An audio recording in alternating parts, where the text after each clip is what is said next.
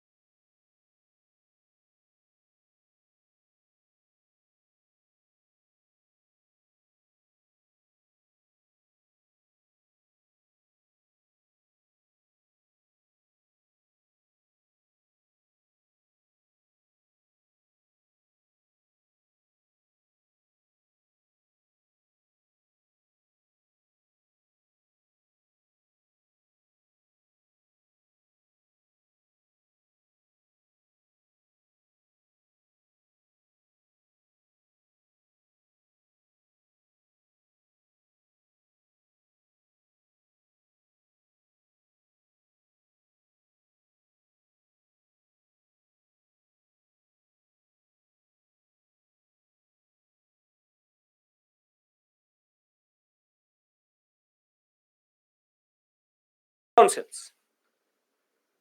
However, the no changers very simply said that power corrupts. And their argument was that if you will enter the legislative zone itself, you will become drunk with power, you will like this power, and maybe you will become a loyalist yourself. So Swarajists want to be the termite which eat the British government from within. And rather the no changers said that let it be the way it is about creating a political front. Now you tell me who has a better understanding of politics here. Because no changers have their own understanding that yes, constructive work is important, but that will in turn also lead to corruption of the concept. However, the Swarajists are much more smarter, and they understand that basically the central legislative assemblies, these places have been filled up with loyalists. We can create a new front. We can still inspire the people from within the councils. And this is the basic logic of the Swarajist: obstruction. Obstruction, everything which they do, they have to obstruct. So, Swarajist is enter the councils and don't let a bill pass. Don't let any of the subjects on which the legislative assembly can do under hierarchy, let them not pass anything. Just halt and create a lot of problems for the British. It's about hurdles. You know that via hierarchy, does the provincial legislative councils have real power or not? You tell me. Do they actually have real power or not? They technically don't have any real power. However, the Swarajists would say that let us still not allow the British to work within that structure. And the no changers, on the other hand, their basic logic is let us get ready for the next movement, which is CDM. Power will corrupt you. You will start to think like a Britisher. The British will suck you into the politics of their empire. Stay away from it. And that is your way of showing boycott. Basically, they say that you basically show your displeasure with boycott. But the Swarajists were saying something. The Swarajists were saying one thing. If you are boycotting, is it really allowing the British to not work? If the INC is going to boycott, will the seats go vacant? You tell me. Will the seats go vacant? No, they won't. Because someone else will fill it up, and the British used to technically nominate people or actually encourage people who were proper British loyalists. There will always be British loyalists in India, and they were going to fill it up with the loyalists. And basically, it was becoming a happy family. Everybody is fighting outside, but within the house, everything was fine. It was about creating ruckus. It was about creating issues. It was about venting your political stress. Getting my point? Obstructionist politics in India within the PLC, Provincial Legislative Council, Central Legislative Assembly, and no changes were not. No, let's stay away. Let's not do anything. Let's boycott the councils. Let's keep the NCM program alive. Are we all getting the logic here? Okay. Now, the Swarajist agenda, and as I said, I will give you the larger picture first, then we'll go into the PPT. First, basic details, and then into the nitty-gritty. The Swarajist agenda was first picked up in the Gaya session. In the Gaya session in December of 1922, the Gaya session, the Swarajists will say that we plan to contest elections and this is our program. However, at the Gaya session, I'll talk about Gandhi. Gandhi is going to sit on the fence, Abhinav. I'll talk about Gandhi. Gandhi knew that if he takes sides, the INC will again split. And I'm coming to that. Now, Gaya session, December 1922, simply, the British knew rather the INC no changers knew that the Swarajist agenda is too radical. So in the Gaya session, the Swarajist agenda is going to get defeated and they will not be allowed to contest elections within this concept. The Swarajists, therefore, in protest on 1st January 1923, C.R. Das and Motilal Nehru both will resign from the INC and find their own party called the Swarajist Party. But the larger name of this party was Swarajya Party. It was even called Khilafat Swarajya Party.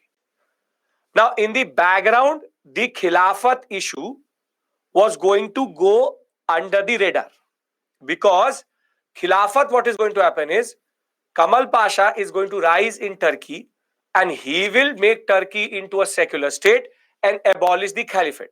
So basically, the Khilafat issue will die down by 1924 and a secular Turkish state is going to come into existence. Therefore, something had to be done. Something had to be done. So, Swarajists say we want to contest elections. No changers say no. Gaya session, Swarajist agenda is defeated. So, on 1st January 1923, they form C.R. Das and Motilal Nehru are going to find what is called or establish what is called the Swarajist Party. Swarajist Party. Now, see, everybody knows that the Swarajist Party can fight the election separately. As a separate entity, they can fight this election. Now, the point is that if they fight the election separately, the division has not happened. Only the agenda has got defeated. The agenda is got defeated by the no changers. The no changers. They wanted the no changers to basically adopt the policy. Adopt the policy. So, see, non-cooperation, no fighting election. Swarajists say we want to fight election. Gaya session, the Swarajists propose that we should fight elections. However, the Swarajist agenda will be defeated by the no changers. The no changers will say, no, we don't want to contest the elections. In protest of that, on 1st January 1923, Swarajists will form a separate, or what we call as C.R. Das and Motilal Nehru will find a separate party, the Swarajist Party, with the agenda of now fighting the elections irrespective of anything. Logic being, we will do obstructionist politics. We are not dumb that we will get corrupted.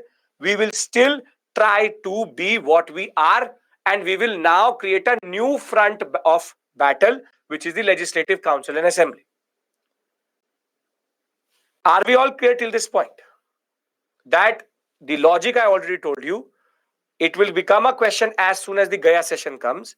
However, Gaya session, their agenda will be defeated. They now understand the INC will not support their concept. So they find a new party itself.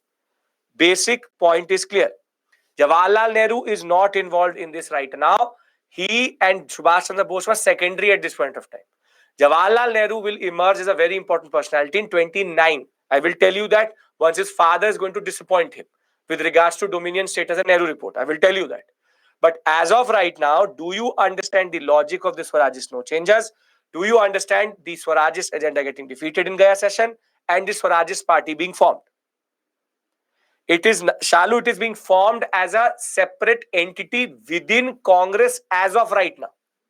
As of right now. We all on the same page, then we move forward. Okay. Now, the Swarajists know that they can split up with the Congress. They can split up with the Congress. And the Swarajists and no changers both meet Gandhi in the jail. Gandhi is in jail. And neither does Gandhi condemn what the Swarajists are doing. And neither does he endorse what the Swarajists are doing. And neither does he endorse what the no changers are doing. And neither is he saying yes or no. Because Swarajists knew, Gandhi knew that if he takes a side, then the INC will automatically split. It will split into Swarajist no changes. And an INC which is split or has split up into two is going to weaken the national cause. So Gandhi, as of right now, sits on the fence. Gandhi, as of right now, sits on the fence. The much more radical element, the Swarajists, say that Gandhi has not endorsed our program, but not even what we call as condemn it. At the same point of time, the no changers say that Gandhi has not endorsed our program also. Both realize their role is important. And that is why between January to September, there's a lot of dialogue which is happening between the Swarajists and no changers. And they realize that we can't do a Surat split here. We can't repeat the Surat split here. And therefore, in September of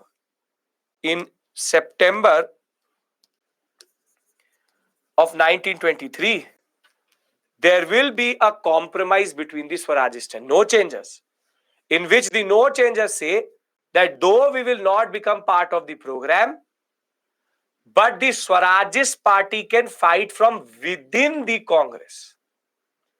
So I'm again repeating this story. Disillusionment because of the INC, because of the non-cooperation movement. Two major strands develop. Do something, not do something. Do something is the Swarajists. Let us enter back the legislative assemblies and legislative councils. Second is that we should go for Gandhi's constructive program. Agenda will be brought up in the Gaya session. The Swarajist agenda will be defeated. They will form a new party. However, they are, as of right now, not coming out of the Congress, but there's a possibility for that. Gandhi is approached by both. Gandhi does not endorse either or condemn either. He's sitting on the fence. Therefore, the INC realizes for the first time, being mature, they realize that they don't need to split up over this issue. Swarajist party can act like a wing of the INC. The INC embodies the no changers. The Swarajist embody the Swarajist agenda of contesting the elections. If this is clear, I read it out from the PPT to you. Gaya session is of the INC. INC has session every year. Gaya session. Are we all on the same page? Because then I go to the PPT. We'll just read this basic part and it will start to make sense to you. Okay, perfect. Now, see. In the aftermath of Chauri Chaura, most Congress leaders firmly believed and still were behind Gandhi. However, disillusionment will break away. But basically, why are we doing all this when Gandhi is going to take out or take away anything at any point of time? Motilal Nehru, C.R. Das formed the Swaraj Party, rejecting Gandhi's leadership in a way, in the larger context of things. And the Ali brothers also became very fierce critics of Gandhi, saying that Gandhi withdrew the movement at the wrong movement or at the wrong moment. In March of 1922, Gandhi will be arrested and sentenced to 6 years in jail. And the central theme of the whole concept is the Khilafat, and both the Punjab wrongs will dissipate. In 1922 itself, Mustafa Kemal Pasha is going to become the Sultan of Turkey, and Turkey will become a secular state. And therefore, by becoming a secular state with a proper European style of legal system, and in 1924, Khilafat or Caliphate is going to be abolished, with education nationalized and modern agriculture industries developed. With Turkey becoming a modern secular state, the Khilafat issue was gone. The Khilafat issue was gone because what they were trying to do, they will automatically change them. And the Punjab wrongs and the NCM has been withdrawn back. So there will be two parts to the same story. One is called the Khilafat Swarajya Party, and the other are called the No Changers. Now you see their approach vis-a-vis each other. One section led by C.R. Das, Motilal Nehru and Ajmal Khan wanted to end the boycott of legislative councils so that the nationalists could enter them and expose the basic weakness of these assemblies and use these councils as an arena of political struggle to arouse popular enthusiasm. They wanted, what is used in their words, end or mend these councils. If the government did not respond to the nationalist demands, they would obstruct the working of these councils, and they were called the Swarajists. On the other hand, the other school of thought, which was about concentrating of Gandhian constructive work, Vallabhbhai Patel, Rajendra Prasad, M.A. Ansari, no changes opposed council entry, advocating concentrating on constructive work, continuing the boycott of non-cooperation, quiet preparation for the civil disobedience movement which is going to come. So that is why they are called no changes, because they don't want to change what is the status quo. And they want to change their own understanding itself. So is the basic agenda clear in the examination? If they ask you the difference between Swarajists and no changes, you can answer that, right? Because this is a place from where both prelims and mains questions can be made. That is the basic point, right? So Turkey changes itself into a secular state. Intern Khilafat issue gone, and till today it is. And simple point of the matter is Congress wrong issue is also gone. So the Punjab wrongs and the Khilafat issue dissipate. So the non-cooperation movement dissipates. Two approaches are there, first and second. Now, as I said, the friction between these two can be seen as soon as the question is going to come in the Gaya session of the INC. The question with regards to council entry, who should enter the council, is going to be taken up by the Swarajists.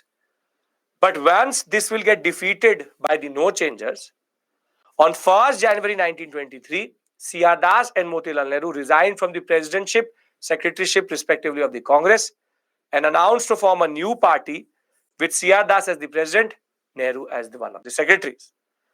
This is Motilal Nehru, remember.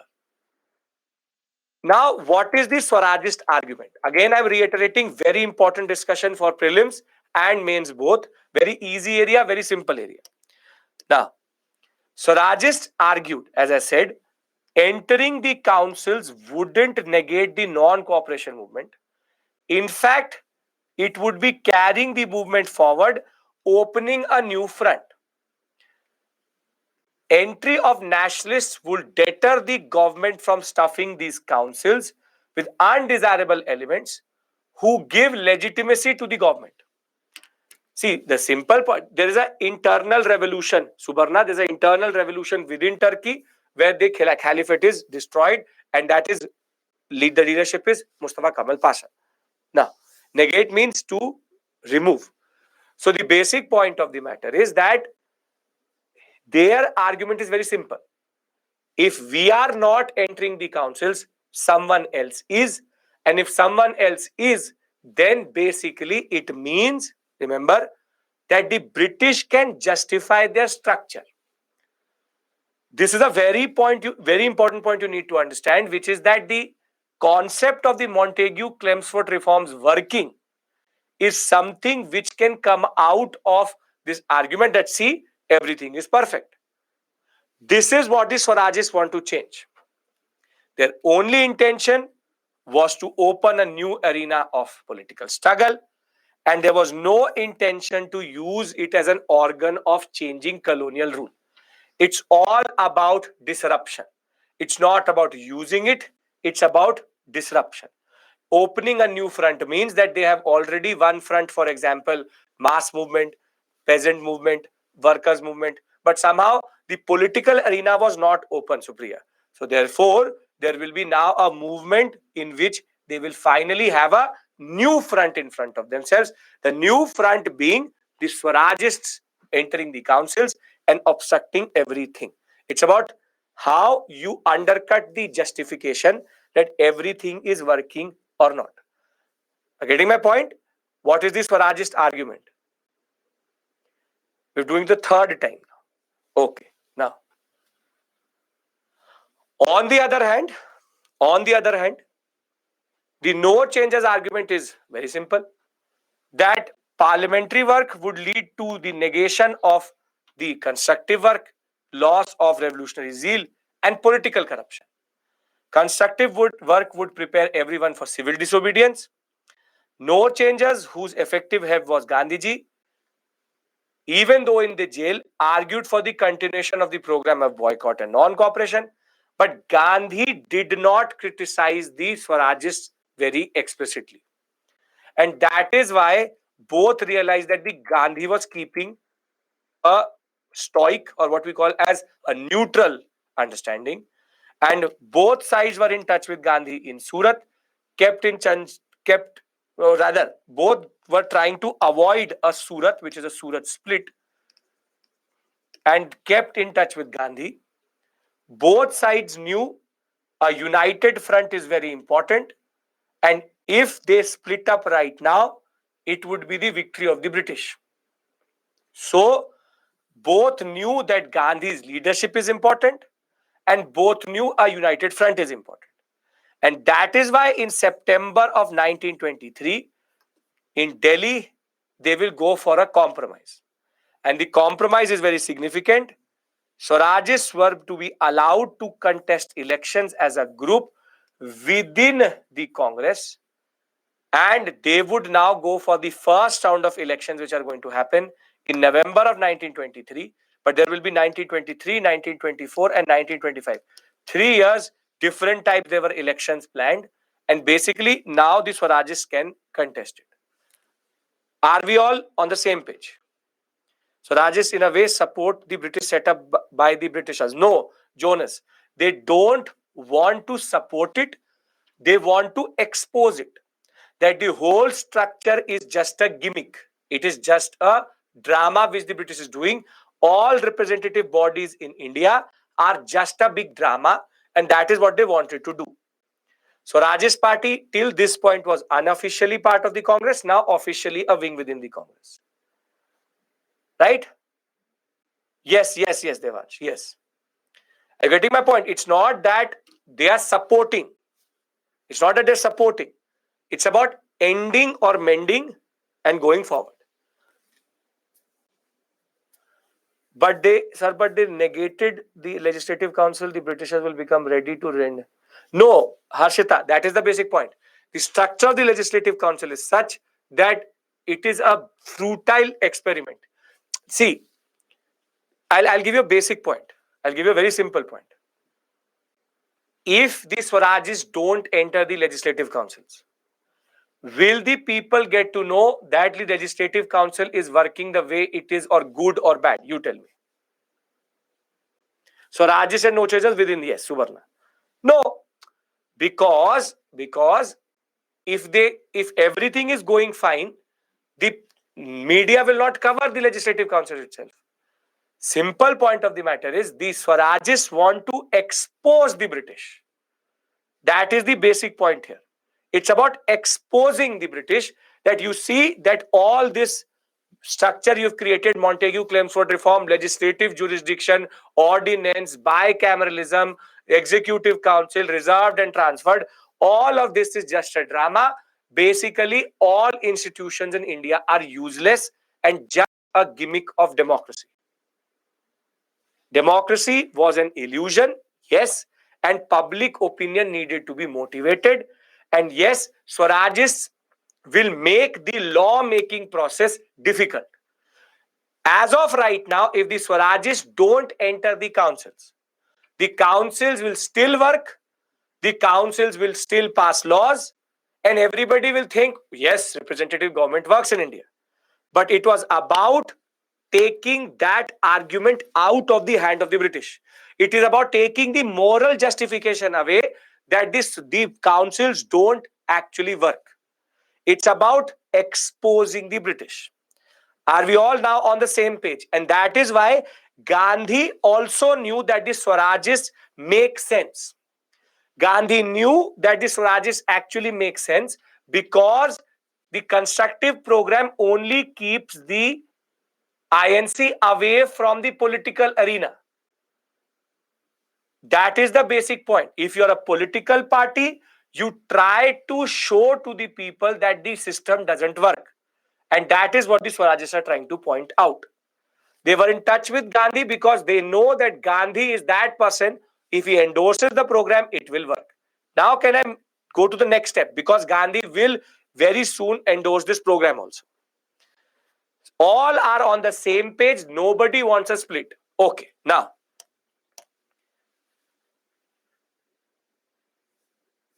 NCM has been suspended. Swarajists no changes are now the new reality of the INC. Swarajists have now finally been given sanction that you can contest the elections from within the Congress. However, Gandhi is still not saying anything. Now what is going to happen is that in 1924, the first round of elections, I will show you their performance also. The first round of elections, Swarajists will do very well because the people recognized them and knew who they were. But in 1924, 2 years into his imprisonment, Gandhi being Gandhi will be released. Will be released by the British because he was becoming too ill in the jail. So on health grounds, Gandhi will be released in September of 1924, that this person will die in our jail, and if Gandhi dies in the jail, people will literally burn the British. That is the power of Gandhi at this point of time. We already know that Gandhi had an aura, has a certain power over the Congress itself and over the people. The peasants would not leave the British alive. So 1924, basic point of the matter is Gandhi is released. Gandhi still did not say anything. Gandhi still did not say anything. But in October of 1924, there will be an ordinance which will be issued by the Viceroy. And under this ordinance, multiple revolutionaries, multiple no changers, multiple Swarajists, a lot of the leadership will be picked up, beaten up, tortured. High level of repression is going to come in 1924. High level. And when Gandhi will see this type of repression, he will open his front, and for the first time in November of 1924, after the frustration of seeing innocent leaders and even no changers getting beaten up or being prosecuted or being tortured by the British, in November of 1924, Gandhi will finally endorse the Swarajist agenda. And he said that now in 1924-25 elections, whatever the elections are going, I support the Swarajists. And therefore, in the elections which are going to follow 1924-25, there will be a whole flurry of Indian leaders entering the whole legislative councils, even the provincial legislative council or the imperial legislative council, and their performance, and they will literally create havoc within the imperial structure. Swarajists never got corrupted, but they were extremely very good in making sure that the chaos could be projected to the people. In 3 different councils, they will defeat the budget itself. And in close to 6 different instances, they will even stop the laws from passing. And therefore, once Gandhi's endorsement will come, Swarajists will go to the next level itself and start to make the new front, the new arena actually productive. So, Gandhi was initially not happy or was initially opposed to the concept of council entry. However, after being released from the prison in February of 1924, properly released, meaning his release papers were in February, he will come out properly by June, July, but in public eye in September. On health grounds, he moved towards the reconciliation with Swarajists. He felt that public opposition to council entry would actually be a counterproductive concept, because if he says that Swarajists are useless, then they are useless. However, when the government will promulgate an ordinance on 25th October 1924, in which house searches, Congress offices, arrests, large number of revolutionaries, Swarajists, congressmen, even Subhash Chandra Bose, two Swarajists, including the Bengal, Anil Baran Roy and R.C. Mitra, not very radical INC members, but all will be picked up and tortured. Their houses will be technically ransacked. How the IB and the CID raids a house, they will literally destroy their houses. Proper mental harassment will happen. And this will anger Gandhi. And finally, he will express his solidarity with the Swarajists. And he will say, in November of 1924, Gandhi brought the strife between Swarajists and no changes to the end by signing a joint statement with Das and Motilal Nehru that the Swarajist party is now fighting on behalf of the Congress as an integral part of this Congress. And at Belgaum session, the Swarajists will now win majority of the seats in the Central Working Committee of the Congress. The Congress has now been dominated and has changed into a Swarajist heaven, and now Swarajists will dominate INC politics.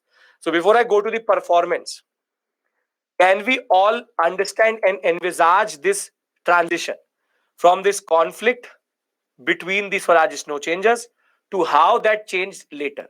Simple point of the matter is Swarajist had a point. The point was to basically enter the legislative assembly, obstruct everything. No changes wanted to be true to Gandhi. Gandhi sat on the fence.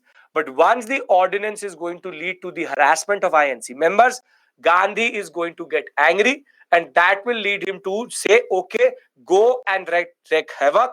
Now you have rather my basic sanction, and now the Congress will pivot from no changers to Swarajists. Is this clear?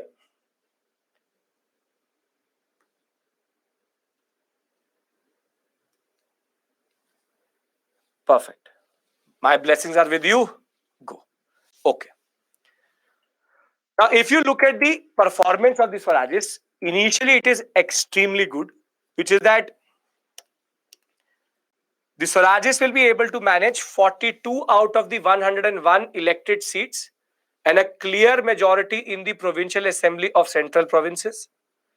They were the largest party in Bengal and fared quite well in Bombay, UP, though not in Madras and Punjab, because there's a separate type of politics there.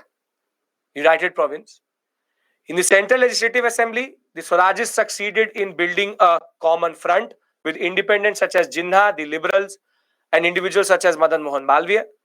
They built similar coalitions in most of the provinces, and that in turn will lead to C.R. Das to become the mayor of Calcutta, with Subhash Chandra Bose as his CEO.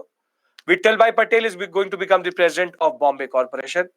Vallabhbhai Patel, who was a no changer initially, he will change and he will contest elections to win the presidentship of the Ahmedabad municipality.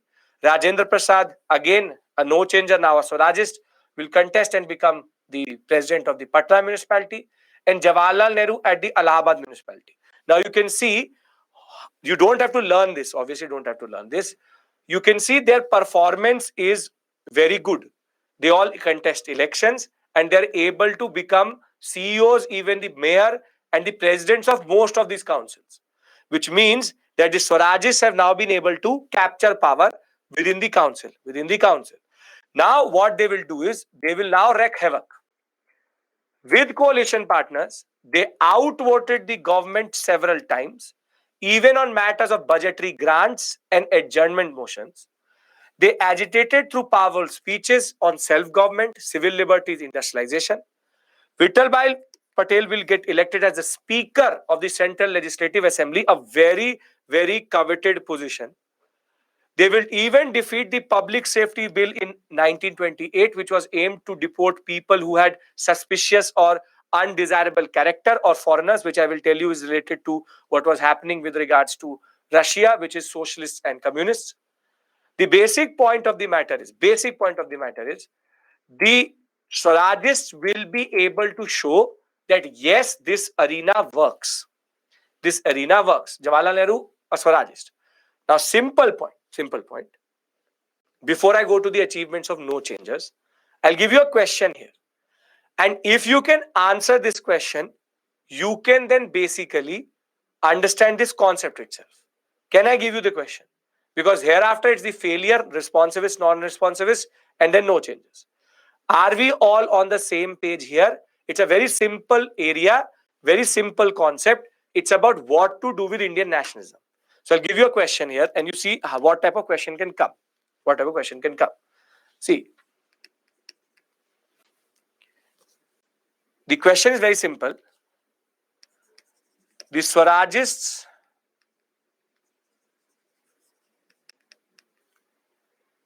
via their politics were successful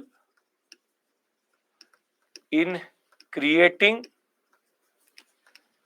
a new front in Indian nationalism. Discuss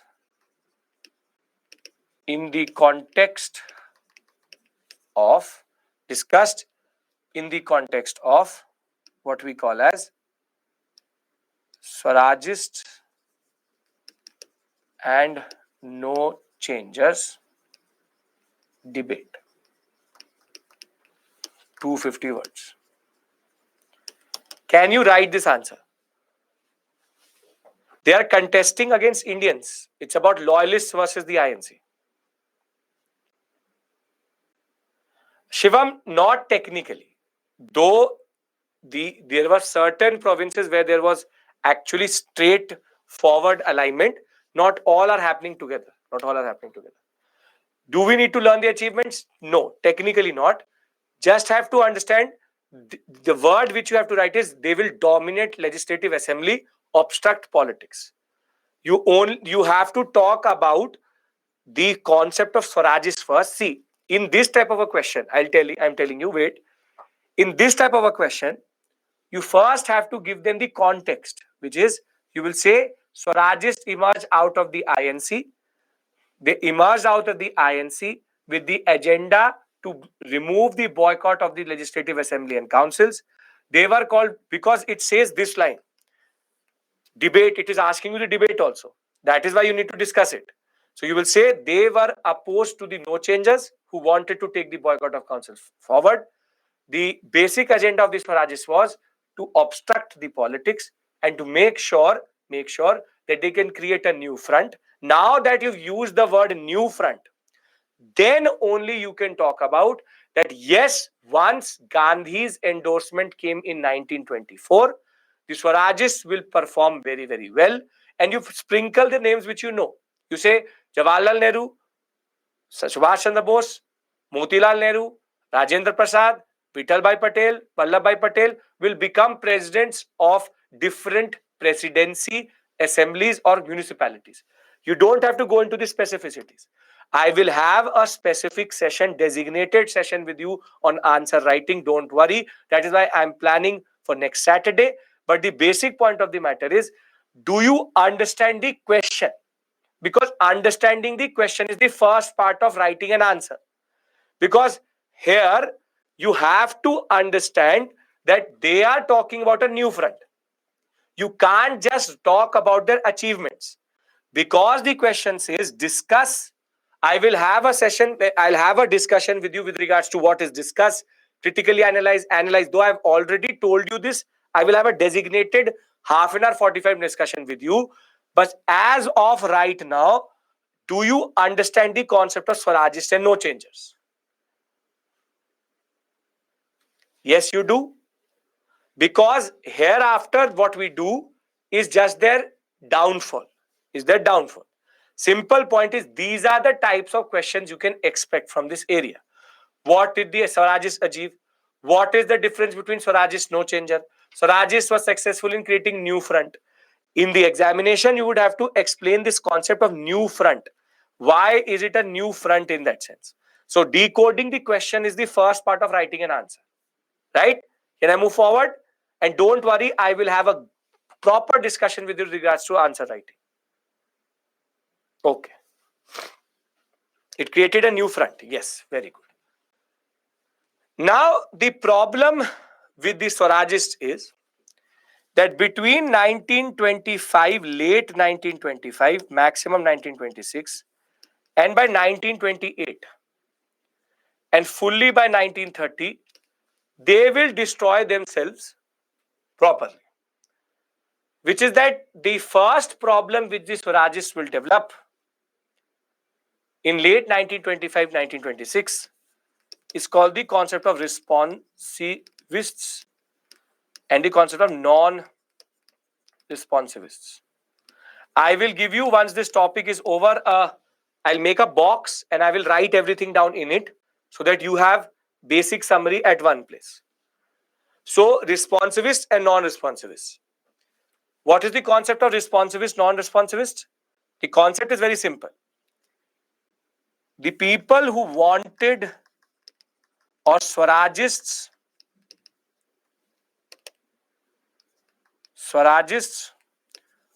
who wanted to take up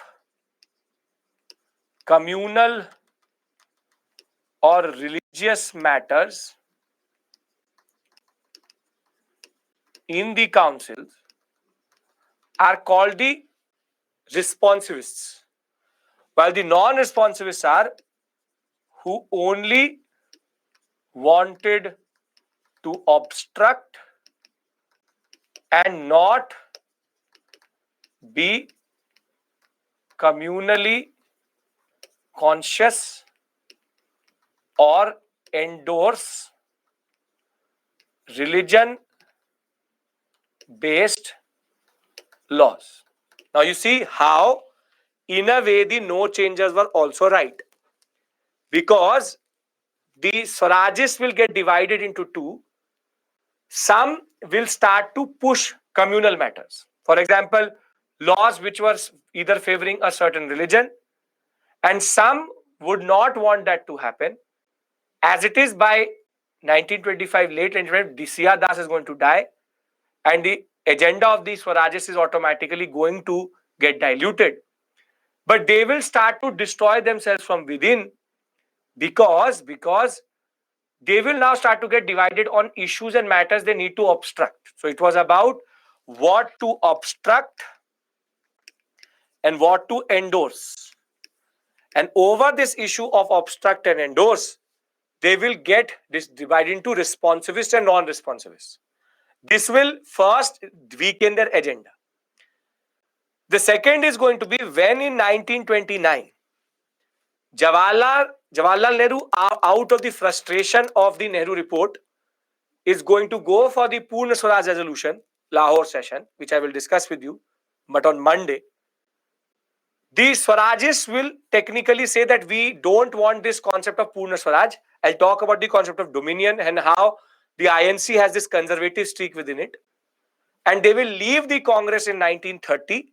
And after leaving the Congress over the agenda of Purna Swaraj, the Swarajists will die down automatically. So the Swarajists will, though there be a party in the background, they will more or less become useless by 1926. Simple point of the matter is they had already done what they needed to do, which is to rejuvenate and give a lot of emphasis and fuel to the national movement between 1922 to 1925. However, by 1925-26, they will start to get divided within themselves.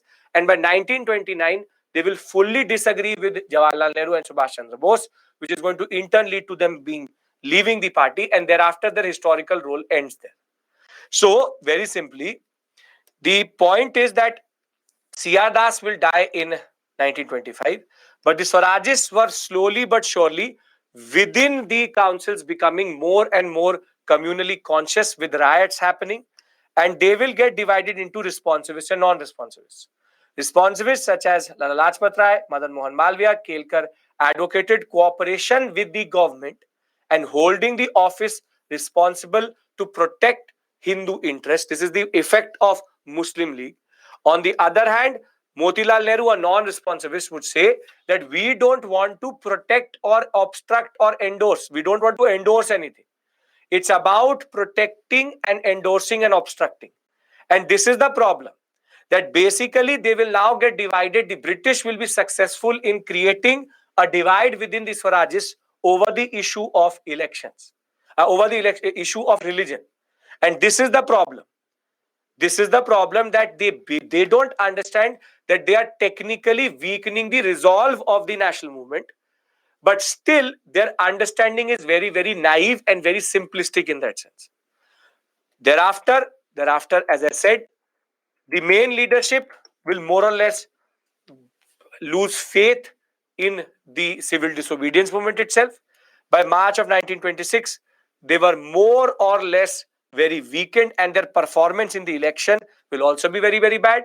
They will only be able to win 40 seats at the center and will get defeated everywhere else. By 1930, the Swarajists will leave the Congress over Purna Swaraj and civil disobedience, and that in turn will lead to basically problems, or they will basically have exhausted their historical role in this story. Now again I'm trying to repeat this whole story, but this time I'm going to write it down with the no changes so that you can understand the concept. Is the basic point clear? Tell me one thing. Are you able to see their decline? Are you able to see their rise? And are you able to see their basic point? So Rajists have an important role to play in this whole story, and that is the basic point here. Simple point is, it's not that the no changers were also not doing anything. In the background, the no changers were also doing a lot of things, which is that they were building up ashrams, they were training young men and women of among the tribals, lower castes, into charkha and khadi work. For example, we have the Vedchi ashram in the Bardoli Taluk, where Chinmanlal Mehta and these, you don't have to remember this name, do not remember. But Chinmanlal Mehta and Bhatt will develop an entire community based on spread of education, the concept of Ravi Shankar Maharaj talking about lower caste getting linked up with the larger concept of society. National schools will be developed. Significance of Hindu-Muslim unity will be talked about. Constructive work will happen, lead to Khadi Bandars, students, teachers, Gandhian ashrams will develop. So they are not also sitting idle. But as their larger context, they basically are backstory. Now let me do one thing before we go to Simon Commission. Let me make a box for you, and it will start to make sense. And this is what you actually need to remember. Can we consolidate? Simply, Swarajist no changes are filler between 1922 to 25, 26, 27 maximum. And simple point of the matter is, Swarajists obstruct the politics, no changes do Gandhian work, and thereafter both lose their basic concept by 1927. That's the basic point. Okay. I'll give you a summary here, don't worry, and it will automatically make sense. Okay. Both were necessary, that is the basic point. Now, Swarajists no changers. Swarajist no changer. Okay.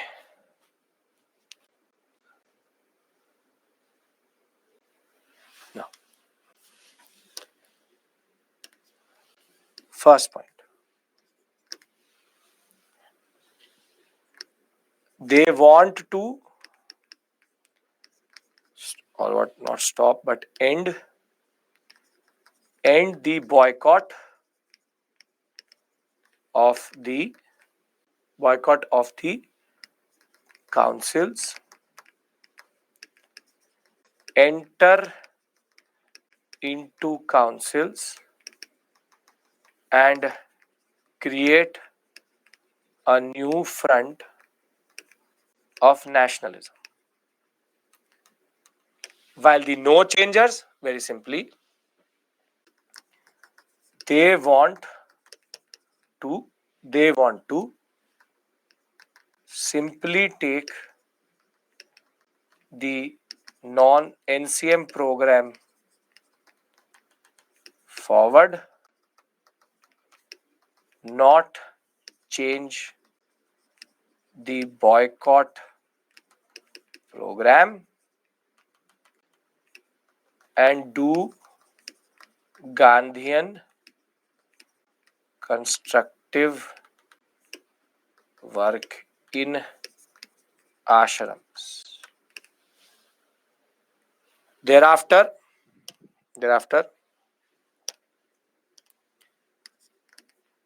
obstruct and create a mess within the councils to show that these councils are not democratic and expose the British.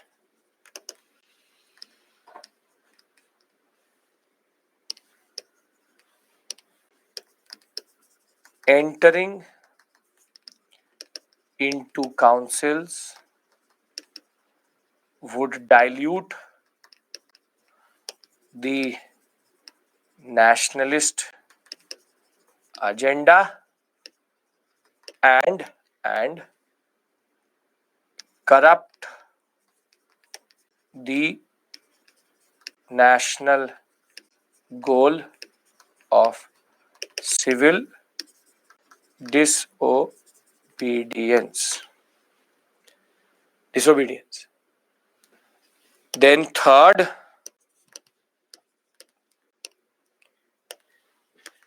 Gandhi initially did not endorse their program. Only after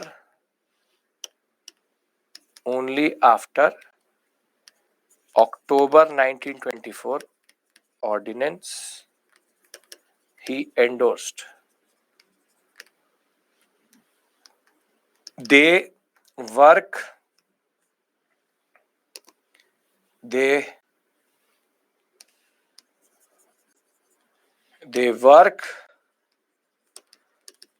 in the background to the Swarajists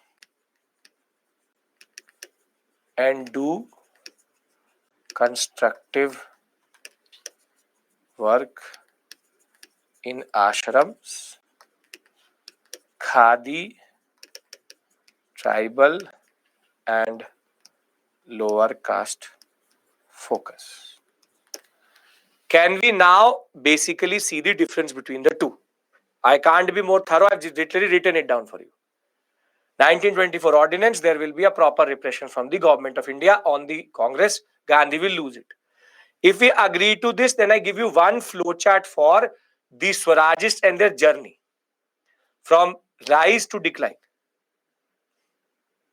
If you learn this table, Pragya, your work is already done. Yes? Perfect. Now, just one small slide to summarize their journey. Swarajists,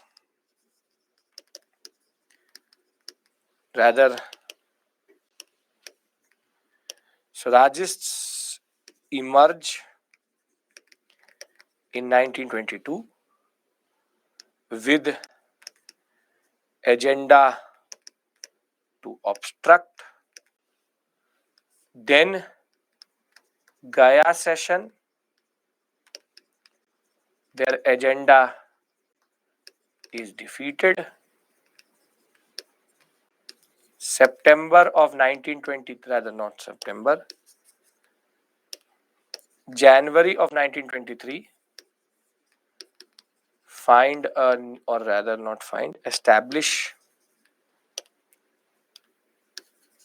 establish a new party called Swarajist Party or Swaraj Party.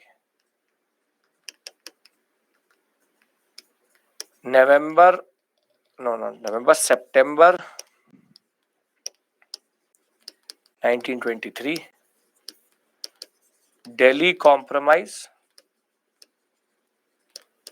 between Swarajists and no changers,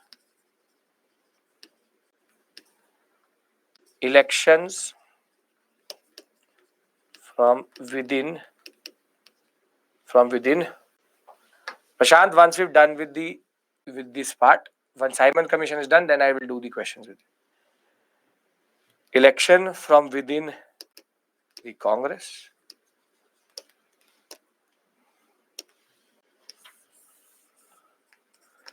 Gandhi did not endorse initially, but in November of 1924, after governmental repression on INC, formal endorsement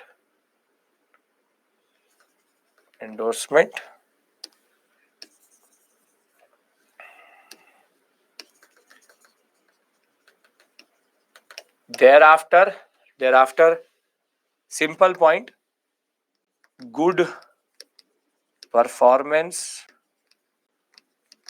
in the councils,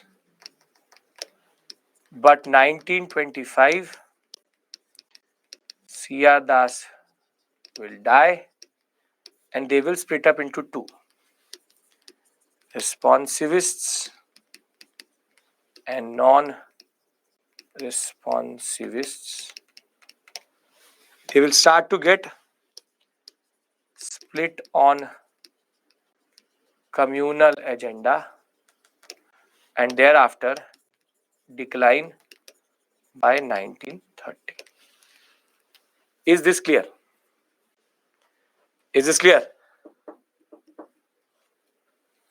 Now, this is the basic movement. That is the basic agenda. Is this clear? No, they will leave because of this Purna Swaraj resolution.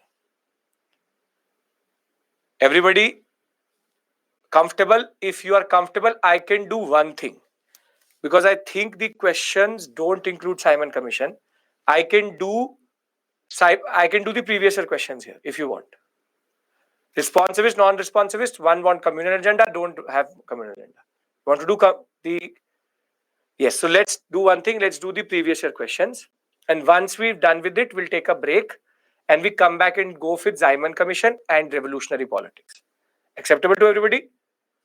Okay, perfect. So now get a little bit up. You have to be a little bit now more attentive. I will use the polling feature and we'll now going to do previous year questions. Okay. Ready? All questions are covering the theme till which we have reached till here. And we will simply understand the question, answer it, but also not get discouraged by it because you need revision. But I hope that you will be able to do it. Okay. 2022 question. Consider the following freedom fighters: Birendra Kumar Ghosh, Jogesh Chandra Chatterjee, Rash Bihari Bose. Which of the above were actively associated with the Gadar party? Though one name in this I had to discuss with you just next HRA. I know, but you don't technically need that name only. Again, Labdi knows two. See, the answer here is D. I'll tell you why. See, Gadar movement was 1913 to 1915. Birendra Kumar Ghosh and Aurobindo Ghosh were part of which organization?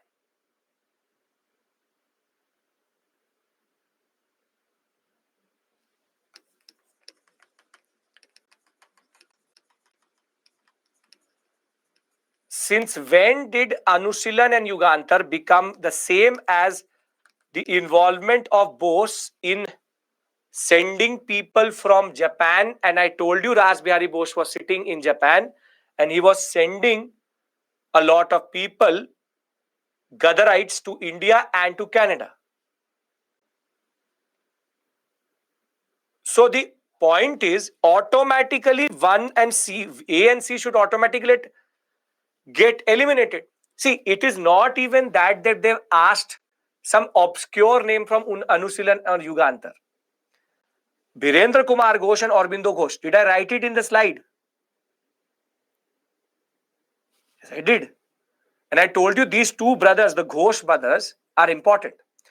Jogesh Chandra Chatterjee, as we will see, is a member of the HRA, the Hindustan Republican Army.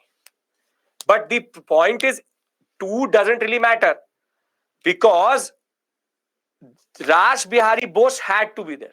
If the option was 2 and 3 only, then it would be dangerous.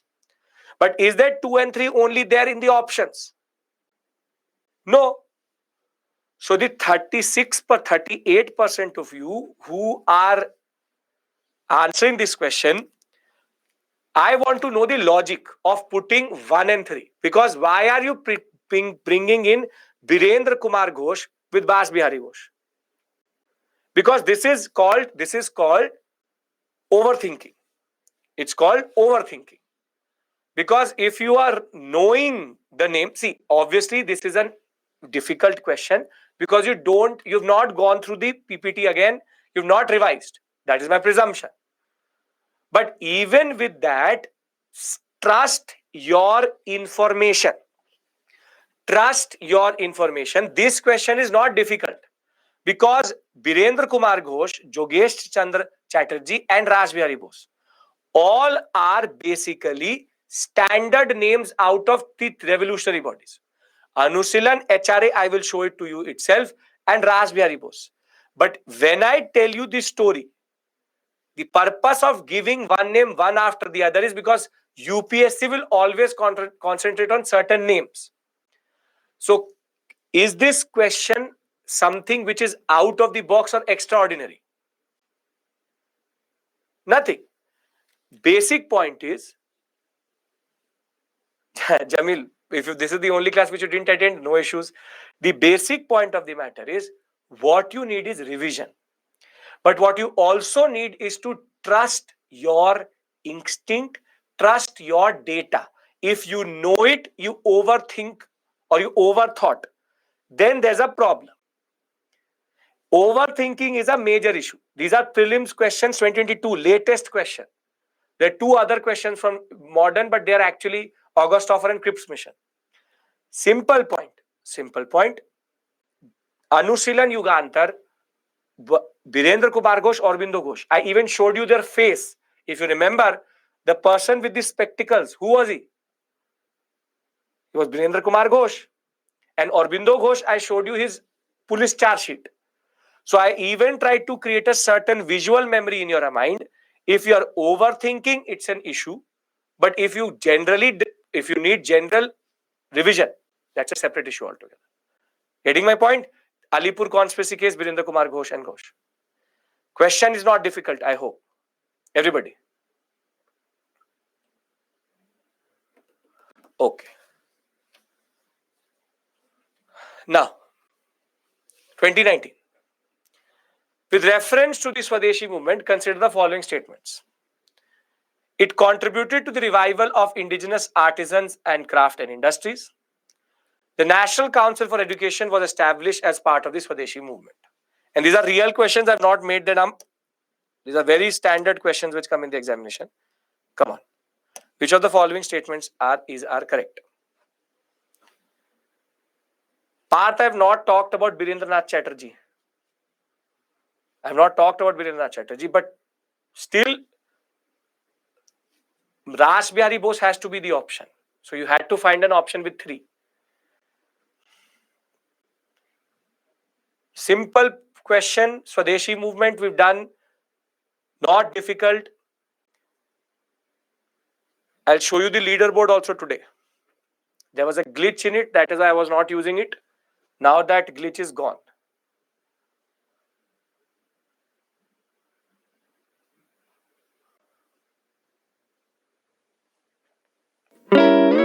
Perfect. Extremely proud. Really happy. 60% C. 13, 21, 5%. Now you see how does UPSC ask a question? They didn't go into the nitty-gritty. They didn't go into anything. They basically asked you a very standard question. One is a conceptual implication. The other one is basically the concept of indigenous arts, artisan and craft. So, Swadeshi movement was about boycott of foreign goods. Would it contribute to the revival of indigenous artisans and crafts?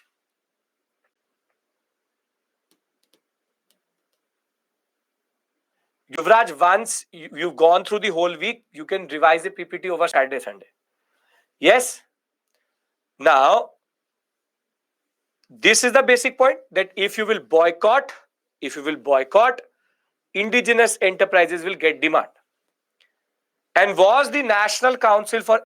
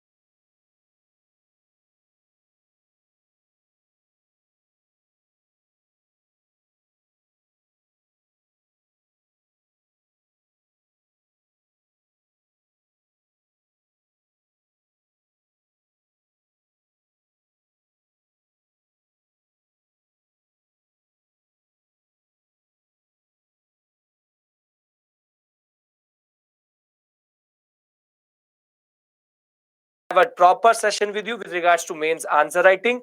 Do not worry, that is my prerogative. I will do it.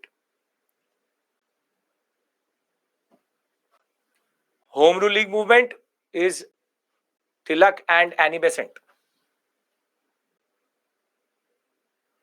Please read the question properly. I give you timelines for a very specific reason. Come on, 32% of you. 60% totally correct. Hey, you tell me one thing.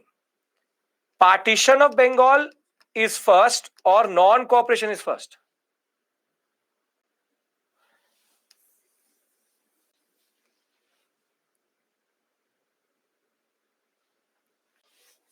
This is why I give you timelines. It says, for the first time, where was Swadeshi and boycott used? The movement is called Swadeshi movement. Now you tell me one thing. Is the non-cooperation movement called Swadeshi movement? 32% of you are overthinking. Read the question very straightforward. You tell me, did not you know this fact? If you are getting a negative here, you are technically taking away free marks. Free marks, because it is straight away. Home Rule League is 1915, but technically there is no concept of Home Rule League Swadeshi boycott. Simon Commission I have not taught you is 1927. It says Swadeshi. What you needed to know is partition of Bengal equals to Swadeshi movement. Did we do this?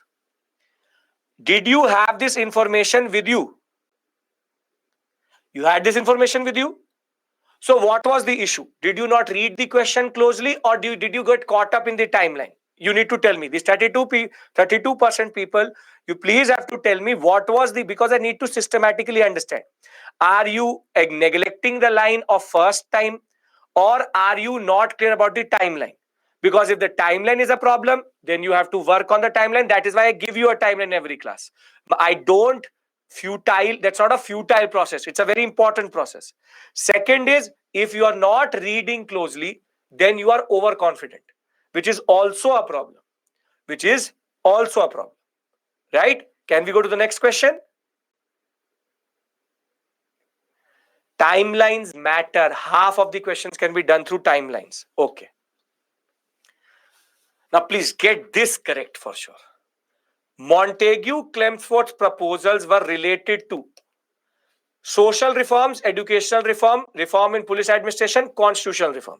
And these are not, today a lot of you will jurisdictional changes, structural changes. But did the UPSC ask structural changes? Did the UPSC ask how jurisdictional changes come through? No. They asked a simple question. Not even hierarchy, neither bicameralism. All of this is constitutional reform. Constitutional reform. Social reform, Montagu-Chelmsford is not there. Educational reform, I already told you, Wohura. Reforms in police administration, there are only two only. Fraser, I will tell you, in Slington, Fraser, and that. So, these are realistic questions. Not coming out of anywhere. Can we move forward? Yashovarman, it will be then specified which Hunter Commission. Okay. Now, what was the main reason for the split in the Indian National Congress in 1907 at Surat? Introduction of communalism in Indian politics by Lord Minto. Extremist lack of faith in the capacity of the moderates to negotiate with the British government. Foundation of the Muslim League. Aurobindo Ghosh inability to get elected as the president of the Indian National Congress. Now, this is again, and if you're not able to get the question, it should not be a demoralizing moment. You need to understand it. You just need to revise. Just revise. Revise, and you will never ever feel any issue. If you are finding these questions easy, it's not easy if a student does not have proper clarity. Then these questions become hard. Wow. Treat to everybody. 80%. Progressively increasing. 5%. 80% of you are correct. Which is, everybody knows they threw a shoe because they did not have the faith in the capacity of the moderates. Communism will be introduced by Minto not in 1906-7 but 1909. And I tell you one thing. If, for example, you are not able to come to this answer. Now I'll tell you a very simple point. Why do I give timelines? Because if you know the timeline, you can automatically see it. See, this is 1909, Morley-Minto reforms. This is 1906. And this is totally incorrect because Raj Bihari Ghosh was the president. So even if you don't know the answer, you can still use the timeline to come to the concept. Elimination. This is eliminated. This is eliminated. This is eliminated. Yes? Perfect. Now, this is how many are correct. Correct statement. The Simon Commission coincided with the Rowlatt Satyagraha. If you either know the timeline or you know the basic concept, you can easily come to the answer. Parth, just think about it. What is the date of Rowlatt Satyagraha and the other thing?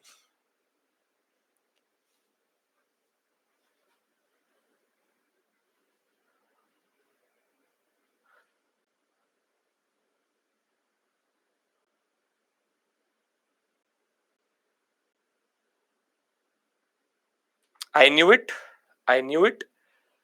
45-43, but see, this is totally incorrect. Simon Commission is 1927. This can't be there. The timeline, the beauty of the timeline, this is 1919. That is 1927. So 3 automatically gets incorrect. Now tell me one thing. Didn't I tell you that the Gandhi used the Home Rule League leaders and their basic constituency to actually take the Rowlatt Satyagraha forward? It's actually written in the PPT also. But I told you very categorically that Home Rule League was diluted by Gandhi because he took the cadre away from the Home Rule League. So you are correct that the first statement is correct. But the answer here is 1 and 2 only. Is 1 and 2 only. So it is actually not 1 only, it is 1 and 2. Is 1 and 2. Simple point. 1915, when Gandhi comes, Home Rule League movement is happening all across India. But Gandhi literally diluted the Home Rule League movement by using its own members. If you want, I can show it to you in the PPT also. It is directly written that Gandhi will mobilize Home Rule League movement leaders and constituency to go forward. Overthinking or you don't know it, you need revision. For this, you need revision. Now, if all of this is correct, can I show you the leaderboard? I technically don't need to prove, but would you like to see the leaderboard? There was an issue in my class previously. Now I've got it resolved. 48.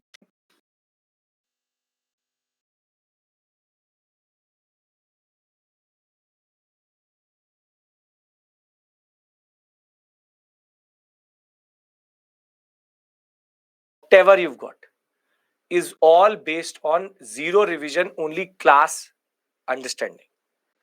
And that in itself is very big. So don't compare, because the worst thing you can do in UPSC is compare.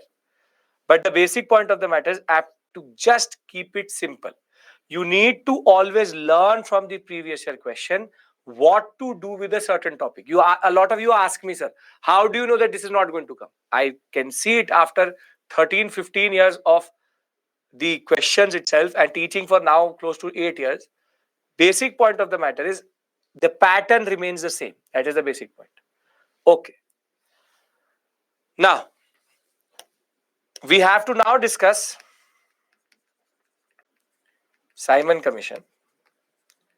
And then we'll have a very interesting discussion with regards to HRA, HSRA and Bhagat Singh. As I said, I did get the book for you today. So we'll talk about 2-3 very interesting aspects about the trial itself. So yes, Simon Commission. Now, if you remember, can we begin, everyone?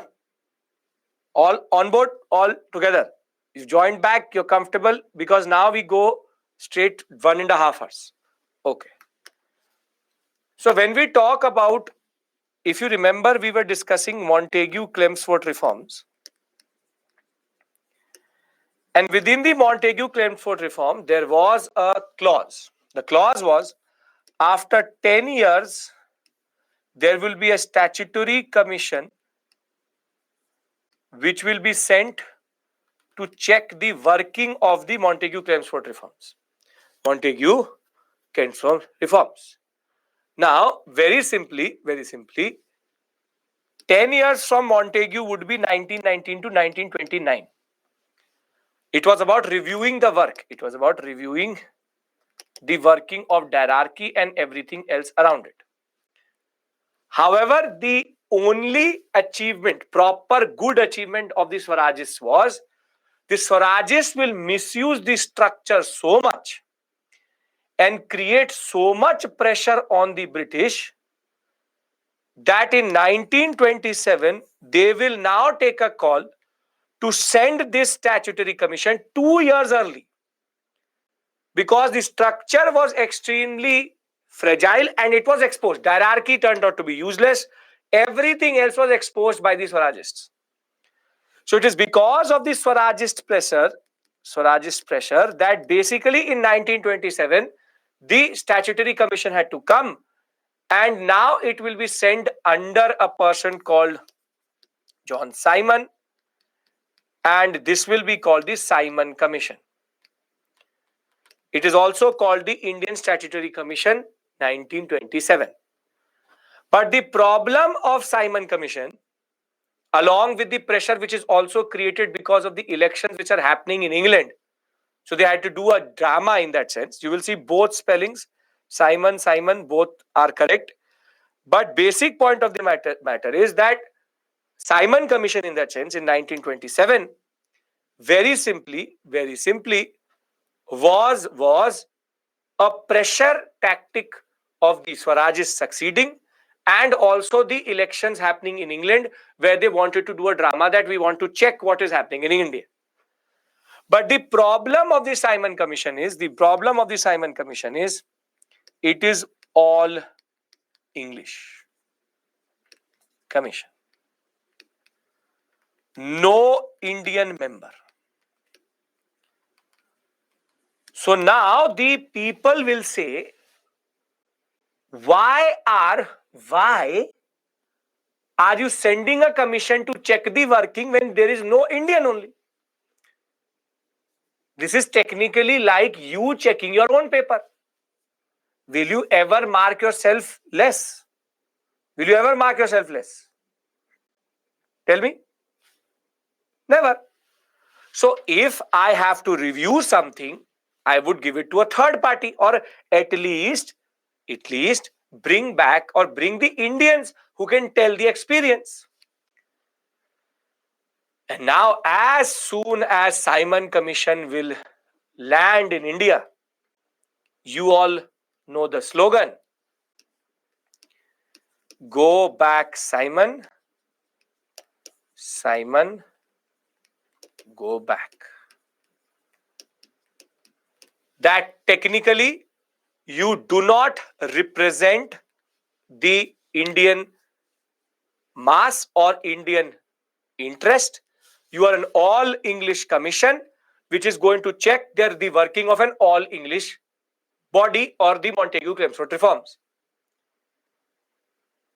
Now, basically what is going to happen, everybody understands why Simon Commission is hated so much, because Simon Commission is nothing but the statutory commission which is should have come in 1929, comes 2 years early, and it is an all English commission. That is why there is a criticism.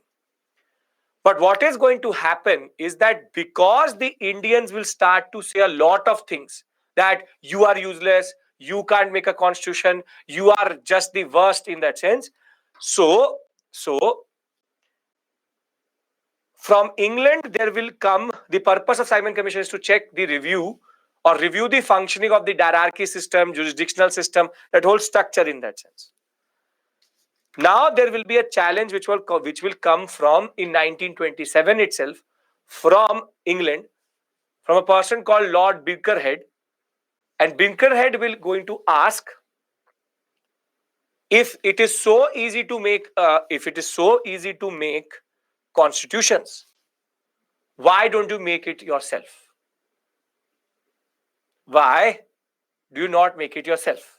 He was a part of the British government, and now basically there's a challenge which comes from the Viceroy via the challenge which is coming from the Parliament, that if it is so easy to make constitutions, you, the INC, why don't you make a constitution yourself? And that is going to be the context of a very important report and a turning point in Indian history, which is called Nehru Report, named after Motilal Nehru, 1928. Let me read this out from the PPT. It will make sense to you. See, 1927, the British will appoint an Indian Statutory Commission headed by Sir John Simon. At the time of introducing the Montagu-Chelmsford reforms, the British government had declared that there will be a commission will be sent to after 10 years to examine the effects and operations of the constitutional reform, to suggest more. So the basic purpose is review the Government of India Act 1919 and suggest legal and administrative reforms for the future. Basically, the Government of India Act 1935, Government of India Act 1935 is actually based on Simon Commission report plus the white papers which I will discuss with you, the roundtable conferences. In 1928, this commission will witnessed widespread protests because the mission did not include any Indian. All members were 7 MPs of the UK. The commission will publish its report later in May of 1930 and will even recommend the separate communal electorate concepts. But that time, the timing was not good enough. But what is more important to us is that it was going to say abolish hierarchy and propose it at the center. But the Simon Commission recommendations, I will discuss it with you when we'll talk about Government of India Act 1935. Because out of it, it makes no context or makes no sense itself. As of right now, do you understand what is the Simon Commission? Will you be able to understand a lot of times UPSC does not write Simon Commission but Indian Statutory Commission. So you will be able to see that, okay, these two are the same thing, 1927, and why it has been criticized, because there is no India. We all can agree to this? Can we all agree to this? Yes? Yashovarman will talk about that, what Simon Commission is going to recommend. Don't worry about that. Now, the Secretary of State, Lord Binkerhead, is going to challenge the Indians to produce a constitution that would be acceptable to all. And this is the basic point. The Simon Commission is writing a report in the background, but the Indians will criticize too much. And they will say, you don't know how to make constitutions. So the challenge comes from the Secretary of State. Make your own constitution. Make your own constitution. And it is in this context that an all India party and leaders meeting is going to happen. And it will be proposed at the All India Parties Conference convened for the first time at Delhi. It will be headed by Motilal Nehru, who will now be appointed as the person to write this constitution. The subcommittee will submit its report as Nehru report. It will also have members. Please remember, you have to learn this because some of them names comes through. Tej Bahadur Sapru, Subhash Chandra Bose, who will later lead this or leave this commission because he did not agree with the recommendations. A.S. Eni, Mangal Singh, Ali Imam, Qureshi, G.R. Pradhan. And this will be then kept in front of the INC in 1928 session and adopted unanimously. But this is a very important moment. Before I go into the recommendations, I want to discuss it with you.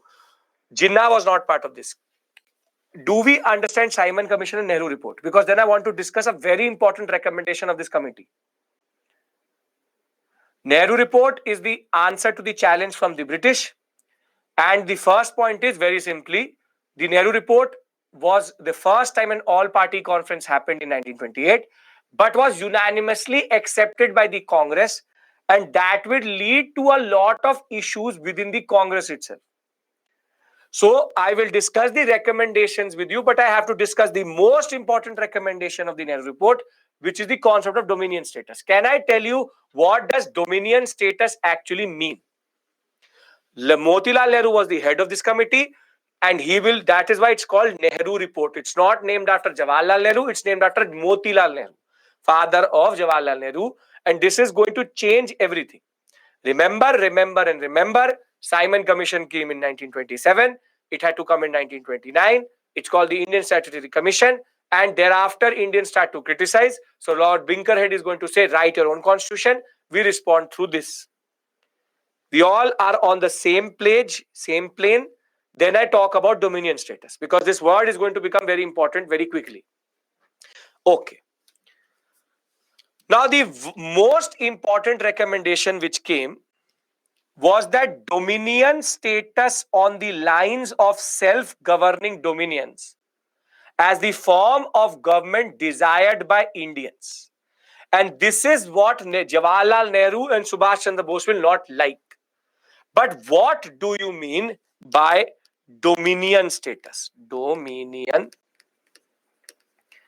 status. Now, I'll give you a very simple example of this, and you will automatically understand it. Today, India is a sovereign country. It's a sovereign country.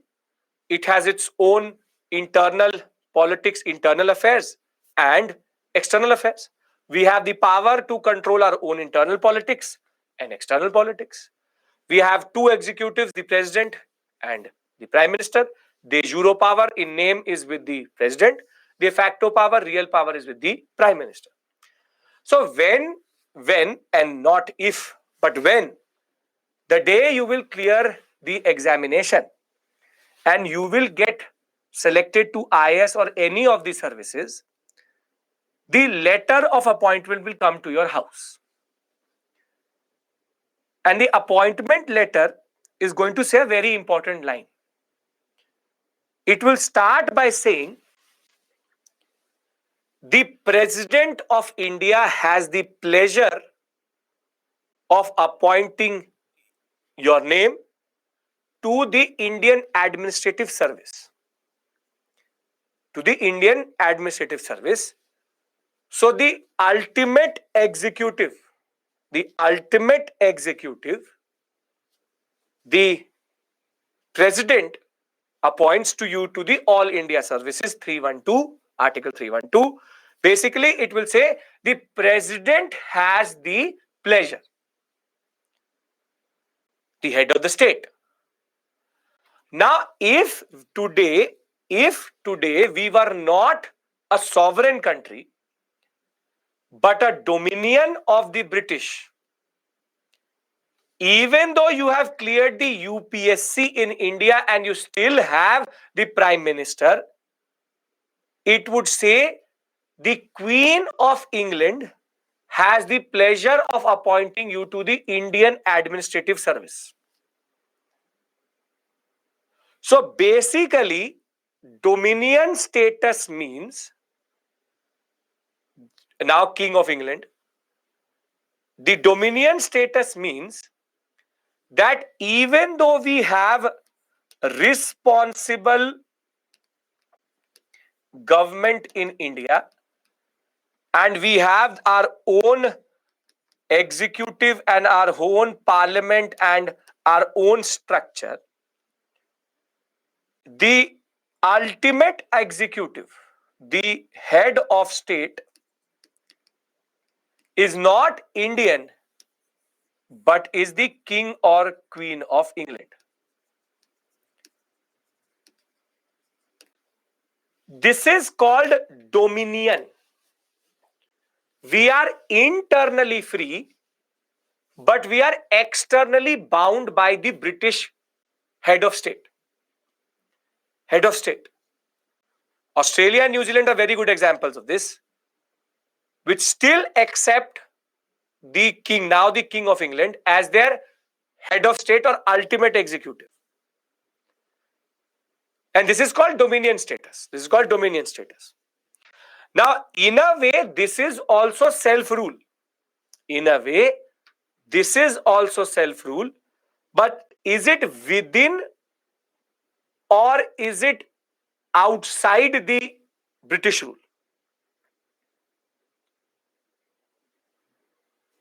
It is within. It is within. And this is the basic point, that this type of self-rule accepts the overlordship of the colonial itself. And the British have a very good fancy name for it, which is called Commonwealth. But it's not the Commonwealth of you and me, but it's the wealth of these monarchs. Of these monarchs. Though India today is voluntarily a part of the Commonwealth nations, but the concept of Commonwealth is that what is common to most of the Commonwealth countries, now most of the Caribbean countries are also removing that, is that their head of the state is the King and Queen of England. So when, yes, Abhinav, very good. When a country is under dominion status, it does not have sovereignty, because the executive power is somehow dispersed to a different country itself. Do we all agree what does dominion status mean?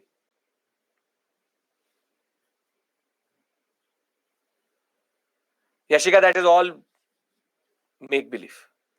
What is Commonwealth? Word Commonwealth is nothing but used for British Empire. You called poison a cocktail, but it still remains a poison. The simple point of the matter, and the SME will just push the Commonwealth understanding to you in the comment section. But the Commonwealth today and British Empire were the same thing. Simple point of the matter, if you are under the British under Dominion, we have voluntarily chose. We don't accept the king and queen as the. But when the queen died, did we keep our flag at half mast? Yes or no?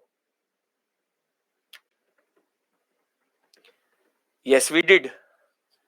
We actually honored her with 2 minutes silence because we are a Commonwealth country as a sign of respect. But in any other country, Commonwealth country, it was 7 days of mourning. The simple point, very simple point. Responsible government is with us, but ultimate executive is English. Can we all agree? I will tell you, see, understand one thing. We voluntarily entering into Commonwealth today is not a sign of weakness. That's technically being cool. That we technically are sovereign, but chalo maaf kiya. That we still have so much idealism in our foreign policy that we want to be part of your bigger organization that ways. So we are not subordinated by the Commonwealth, but we are part of the Commonwealth voluntarily as a sign of our own sovereignty. We choose to be in it. That is our way of asserting of sovereignty. Separate issue altogether. What does Motilal Nehru ask for? Dominion status. Now do you understand what is dominion status? Yes? Now this word is going to become very important for you. Dominion status. Which is, we want responsible government in India. However, the ultimate king and queen should be English. Yeah, we enter Commonwealth without affecting our sovereignty. It is rather a marker of our sovereignty that we entered it into. Yes, see Praveen, today who signs all laws once they are passed by the Lok Sabha and Raj Sabha? The President of India. If we would be a dominion status, who would sign it? The king or the queen. So now you automatically understand it. You get it. Basically, ultimate executive, topmost executive is going to be the king and queen. Perfect. So now listen to me. When Motilal Nehru will ask for dominion status, he's asking for partial freedom. And the biggest opposition will actually not come from anywhere else, but his own son. Jawaharlal Nehru and Subhash Chandra Bose will be very quick to point out that this was never the plan. That we are going to go for dominion. But somehow the INC had such a conservative streak at this point of time. The old style leaders were not able to fathom something bigger and better. That is why dominion status is considered a dangerous precedence which Motilal Nehru had created. And that is why within 1 year of this, Jawaharlal Nehru will very straightforward go to Gandhi and say this was never the plan. Gandhi will say that we will ask for the British for dominion status, and there will be a context for this dominion status also, which I will discuss with you on Monday, because Irwin will say something which is called the Pahlavi Declaration. Irwin will say that the ultimate, now you see how the British exploit our words. Once Nehru report comes through, now the British will say, our ultimate purpose is to give you dominion status. So the British technically have absorbed this wrong concept from the Nehru report. And in order to undercut this, and this is the politics we discuss on Monday, and the timeline I will give you, Jawaharlal Nehru is going to go for in Lahore session when he was the president, with Subhash Chandra Bose standing by him. He will say, no, we don't want dominion status. The ultimate purpose of India or Indians and the INC is not dominion, but Purna Swaraj, complete independence. We don't want dominion status. And thereafter, you will see, be it August Offer or be it the Cripps mission, the British will do this drama, dominion, dominion, dominion. And the ironical part of the story is these bastards, when they gave the Indian Independence Act, they still wrote the word dominion on it. The Indian Independence Act says that the British now create two dominions called India and Pakistan, who will have their own constituent assemblies and they will write their constitution. This is the level of irritation they create for us, that even after being very, very clear that we don't want dominion status throughout 1929 to 1947, still they will be writing this word dominion, and we'll talk about it. In 1947, India Independent Acts will still use the word dominion. Swaraj and dominion are not same. Purna Swaraj and dominion are not same. Dominion means you want to be under the British somehow.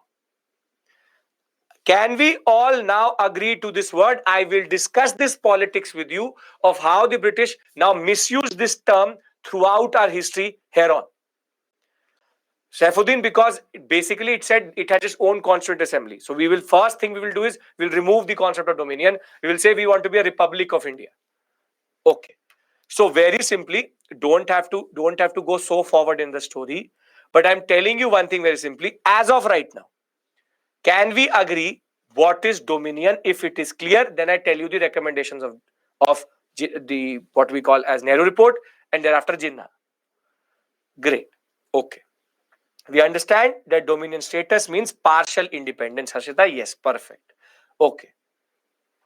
We are not a dominion today. We are a sovereign country. We are a Republic of India. Our passport says Republic of India, which makes us basically a sovereign nation, not a dominion. We are not. There should be no doubt. Now, what are the next other interesting aspects? It rejected separate electorates. Rejected separate electorates. Then further, it demanded joint electorate with reservation of seats for Muslims at the center and in provinces where they are in minority in proportion to their population. Linguistic provinces, which is language based provinces. I will come to this when I will discuss with post independence with you. But what is even more important is 19 fundamental rights. This is the basic concept that the origin of the fundamental rights is actually based in the concept of Nehru report. It will also ask for responsible government at center and province. Now I will just give you a summary here because I need to discuss Jinnah with you. Please listen to me.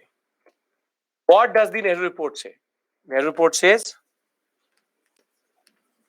and this is what you remember for the exam: fundamental rights, dominion status, it rejects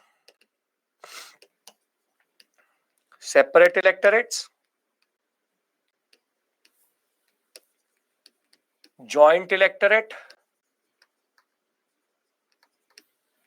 and thereafter, last but not the least, the concept of linguistic states.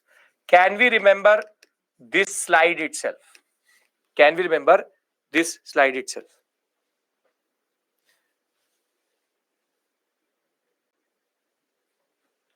Suraj, that is true.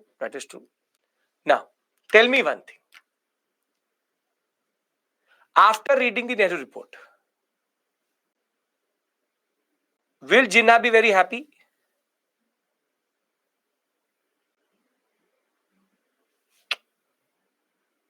तो मिर्ची लग जाएगा. He will literally see this and he will start to do drama. That how can you take separate electorates away from the Muslims? Now see, I'll tell you one thing. Nobody asked Jinnah. Nobody cared. Nobody ever did anything. But Jinnah will create his own 14 points. He will say, I reject the Nehru report and I will issue my own 14 points. Now, no one cared. It really didn't matter. And Jinnah was just doing favor to himself. But the basic point is that this is a self-proclaimed concept. Younger leaders such as Jawaharlal Nehru, Subhash Chandra Bose regarded dominion status as a step backward, wanted complete independence. Muslim League, Hindu Mahasabha, Sikh communists were unhappy with the Nehru report, Muslim League and Sikh because of the separate electorates. And now Jinnah will have an all India conference for Muslims in which not everybody is going to turn up.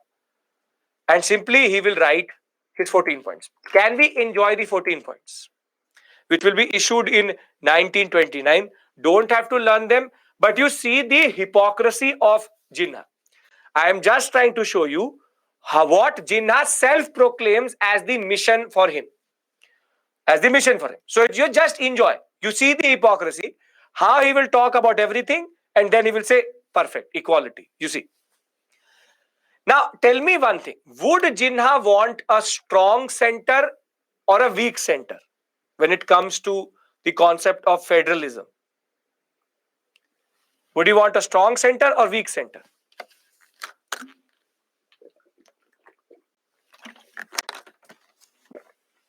He would walk a weak center because numerically, population data wise, any day India, the Hindu population would be more than the Muslim population at this point of time. So provincial power should be more so that in provinces where Muslim League has capture or control, he can control it. Center should be weak because majoritarian politics will never suit Muslim League. So you say federal constitution with residual powers with provinces. You see that residual power where? Provinces. Provincial autonomy. Province can do what it wants to do. No constitutional amendment by the center without concurrence of the states constituting the Indian Federation. All legislature and elected bodies to have adequate representation of Muslims in every province without reducing the majority of Muslims in the province to a minority. Basically, even if there are a minority or a majority, they will get seats. Prasad Batra. And basic point is that Jinnah had the audacity of writing these things. Adequate representation of Muslims in service and self-governing bodies. So be it a majority state or a minority state, state should have Muslim seats for sure. Further, 1/3 of Muslims should be represented in central legislature. In any cabinet or center in the province, 1/3 are two Muslims. Separate electorates. No bill and resolution if 3/4 of the minority communities consider it against their interest. Any territorial redistribution of Muslim majority areas, Punjab, Bengal, Northwestern province cannot be done. Separation of Sindh from Bombay so that there can be another province. Northwestern frontier province, Baluchistan should be created. And now you see the hypocrisy. This is called hypocrisy at the highest level. You see. Full religious freedom to all communities. And this is religious freedom to everybody. Protection of Muslim rights in religion, culture, education and language. After saying all of this, he says full religious freedom to all communities. It's a self-contradictory, self-congratulating, problematic concept itself. It's a joke. That is the basic point. He wants India to be such a country in which states dictate everything. This is called the American model.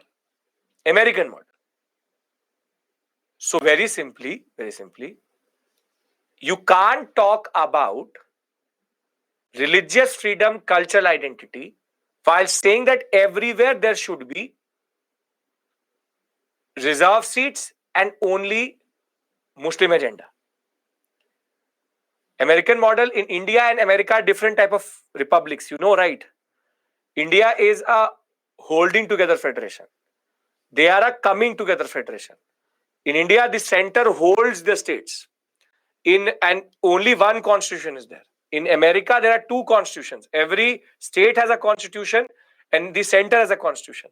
So it's coming together federation. The states, that's why it's called United States of America. We are called Republic of India. We're not called United States of India. We're called Republic of India that way. So you're getting my point, right? See, it doesn't really matter what Jinnah said. Nobody was listening. And he can do what he wants to do, but you see his vision, how delusional he is. How delusional he is. So now what we are going to do is we are going to stop here with regards to INC politics. And now I want to go to revolutionary activities again. I'll talk about Deepavali Declaration and Purna Swaraj on Monday. I want to now shift to the second phase of revolutionary activities and talk about Bhagat Singh, Lahore conspiracy case, HRA, HSRA. Yes? Are we all on the same page? Any issues? No issues? Great.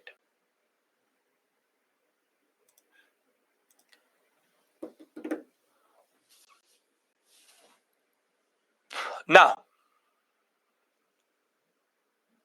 the 1920s period is a very interesting phase all across the world and also in India. Because there's one ideology which will technically come to India. Nehru report was unanimously supported by the Congress in the session. One ideology which will come to India from Russia, and that will become a very important concept, which is called socialism. Now, when I will teach you world history, I will have a proper discussion with you with regards to Marxism, socialism, communism. I will discuss ideologies with you when I'll discuss Russian Revolution with you. But what I'm going to do is I'm going to give you a working definition of socialism. I'm going to give you a working definition of socialism, which I hope we can agree to as of right now. As of right now. Because socialism is linked to Marxism, it's linked to communalism or communist understanding. It's a much bigger concept, needs at least 1 hour discussion, which is not needed here, but in world history. Because you have to understand it vis-a-vis Bolsheviks, Lenin, this and that. So, as of right now, I will give you a workable definition of socialism and what is called Indian conception of socialism. And can we agree to that? Can we agree to that? Yes, we can. Very good. Now, what does socialism technically mean? Socialism is also mentioned in our preamble. It's an important concept. And basically, socialism argues that the nation and the government should be pro-workers, peasant, and lower classes of society. It is in a way anti-industrialist and anti what we call as colonialist or imperialist. It's about equality amongst all and government controlled industries. In India, the example of socialism is BHEL, BSNL, MTNL, HUL. These are government controlled PPP, public private partnership. Now, socialism basically is about welfare. It's about welfare and people's politics or people's politics. Indian Railways, yes. Now, simple point is, if you are a socialist, you are anti-landlord, anti-industrialist, anti what we call as planter, anti-mill owner. Simply, you want the lower classes of the society to be the focus, and very important, yes, anti-zamindar. Can we agree to these features? Anybody has an issue with these features? Your nation and government should help and should represent the peasant and the worker. Anti-industrialist, equality amongst all, government controlled industries, and anybody who has privilege, you're anti that person. We all can agree? As I said, I will discuss this whole concept with Marxism with you. And if you are, for example, really interested right now, if you're really interested about socialism right now, on our YouTube channel, you can go to the knowledge series and there would be a video by me called Marxism. I would ask the SME to just push that link of YouTube. It's under the category of knowledge series Marxism. The SME, please just push that YouTube link, which is related to Marxism. I will talk when I will discuss this with you, the concept of means of production, mode of production, class consciousness, vulgar Marxism, structural Marxism, base, superstructure. I will discuss everything with you. But if you are really curious, you can take out half an hour and discuss that with me on YouTube. But if we all can agree to this basic definition, we can talk about the HRA, HSRA, and thereafter Bhagat Singh. Can we discuss that? Found it? Chaluwadi, perfect. Just push the link here in the comments. I will make it public. So just push the YouTube link. Yes, the subject member expert has pushed it. Very good. Chaluwadi, you can also do it. The exact link. Very good. Perfect. So you can go to it and you can understand it if you are really interested in it. Because what Bhagat Singh embodied was socialism. That is why it's important. But when I will say Bhagat Singh, all this will come to your mind with regards to his orientation about the people. Yes or no? Can we all agree to this? Very good. Okay. So now the first wave of revolutionary activity is going to come out of the frustration of the NCM. So the revolutionaries, as it is, faced a lot of repression during the First World War. In 1920s, they were not very happy with the Montfort reforms. Under the persuasion of Gandhi and C.R. Das, they also become a part of the non-cooperation movement. But the sudden withdrawal is going to lead to disillusionment. And with the rise of certain important journals such as Atma Shakti, Sarthi, Bijoli, and books such as Bandi Jeevan by Sachin Sanyal, Panther Dabi by S. Chatterjee, books which were banned, now the whole revolutionary ideology was again rising. But socialism in India had also come in different forms and it was embodied. Where did we see this name? Jogesh Chandra Chatterjee.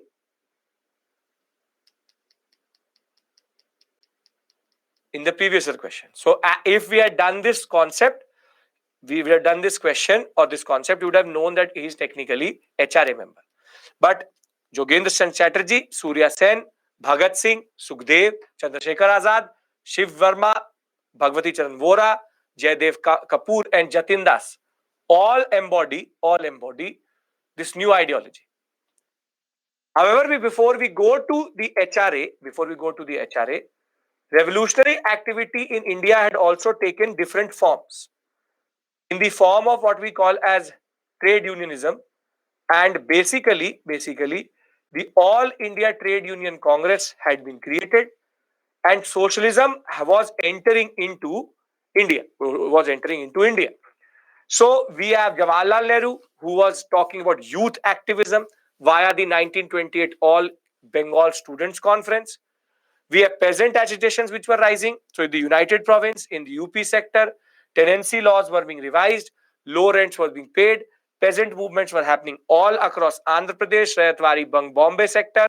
Bordoli Satyagraha is going to happen, where Vallabhbhai Patel is going to get his Sardar title, Sardar Vallabhbhai Patel. So he will show that technically in Gujarat, he will show that basically Satyagraha works. And at the same point of time, Trade Union Congress in 1920, it will be formed. All India Trade Union Congress, very standard question which comes in the examination. All India Trade Union Congress, who was the first president? Lala Lajpat Rai, and what is called Dewan Chaman Lal was the general secretary. Very, very important. Very important. Comes in the examination quite a lot of times. We will have strikes which will happen in the Kharagpur Railway, in Tata Iron and Steel Works, Jamshedpur, Bombay Textile Mills, and even in the Buckingham Carnatic Mills. So all across India, the wave of socialism is spreading. Workers want their rights. And in 1928, close to 5 lakh workers are going to go on strike. And in 1923 itself, we had already seen that May Day, the concept of Labor Day, was organized in India. So basic point is, when we talk about Bhagat Singh and socialism was spreading in India very quickly under the concept of workers' welfare. Now comes the two concepts. The HRA and the HSRA. So basically, what we've discussed is the different forms of socialistic practices in India, with youth movement, with peasant movement, with worker movement. All of this is happening parallelly. The ideas of socialism will trickle from Russia from 1917, will become very pronounced in 1920s. Jawaharlal Nehru, himself a socialist with Subhash Chandra Bose, is going to push for students movement. And the All India Trade Union Congress, basically trade unions which are workers unions, become very important. Worker strikes are happening independent of the national movement. This is what I'm trying to tell you, that all of this is happening independent of the national movement. And then there are two organizations which were very important in the revolutionary activities phase. Can we, now you get the context. All of that is happening in the background. We are now going to concentrate on two organizations. We discussed Anusilan Samiti and Yugantar, Mitra Mela and Abhinav Bharat. Now we'll discuss two organizations called HRA and HSRA. Can we discuss it? Because I have to have a very important discussion with you with regards to the Lahore conspiracy case. Very good. Perfect.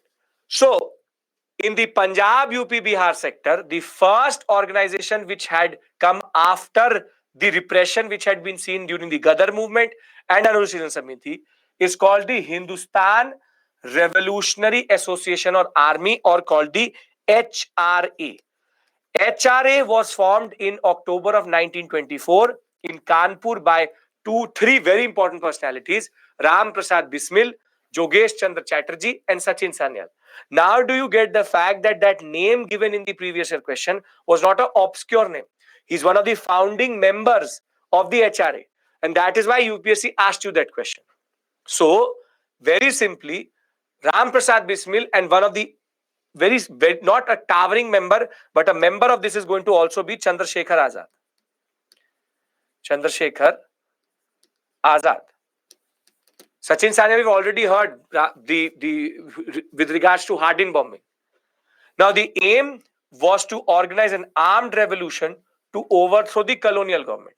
They are called Hindustan Republican Association, which means that they want to create one Republic of India. He's related to Gadar movement also. Very good. And the only important activity which they were able to do is called the Kakori robbery. It's called the Kakori robbery, in which they wanted to loot a down train. Train goes up and down.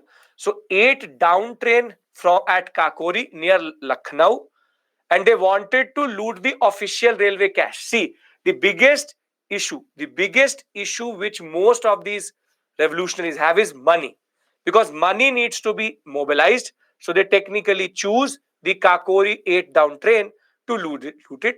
However, as soon as the Kakori robbery will happen, the 17 people who are involved will be jailed and 4 will be transported for life. And these 4 is going to be Ram Prasad Bismil, Asafullah Khan, Roshan Singh, and Rajendra Lahiri.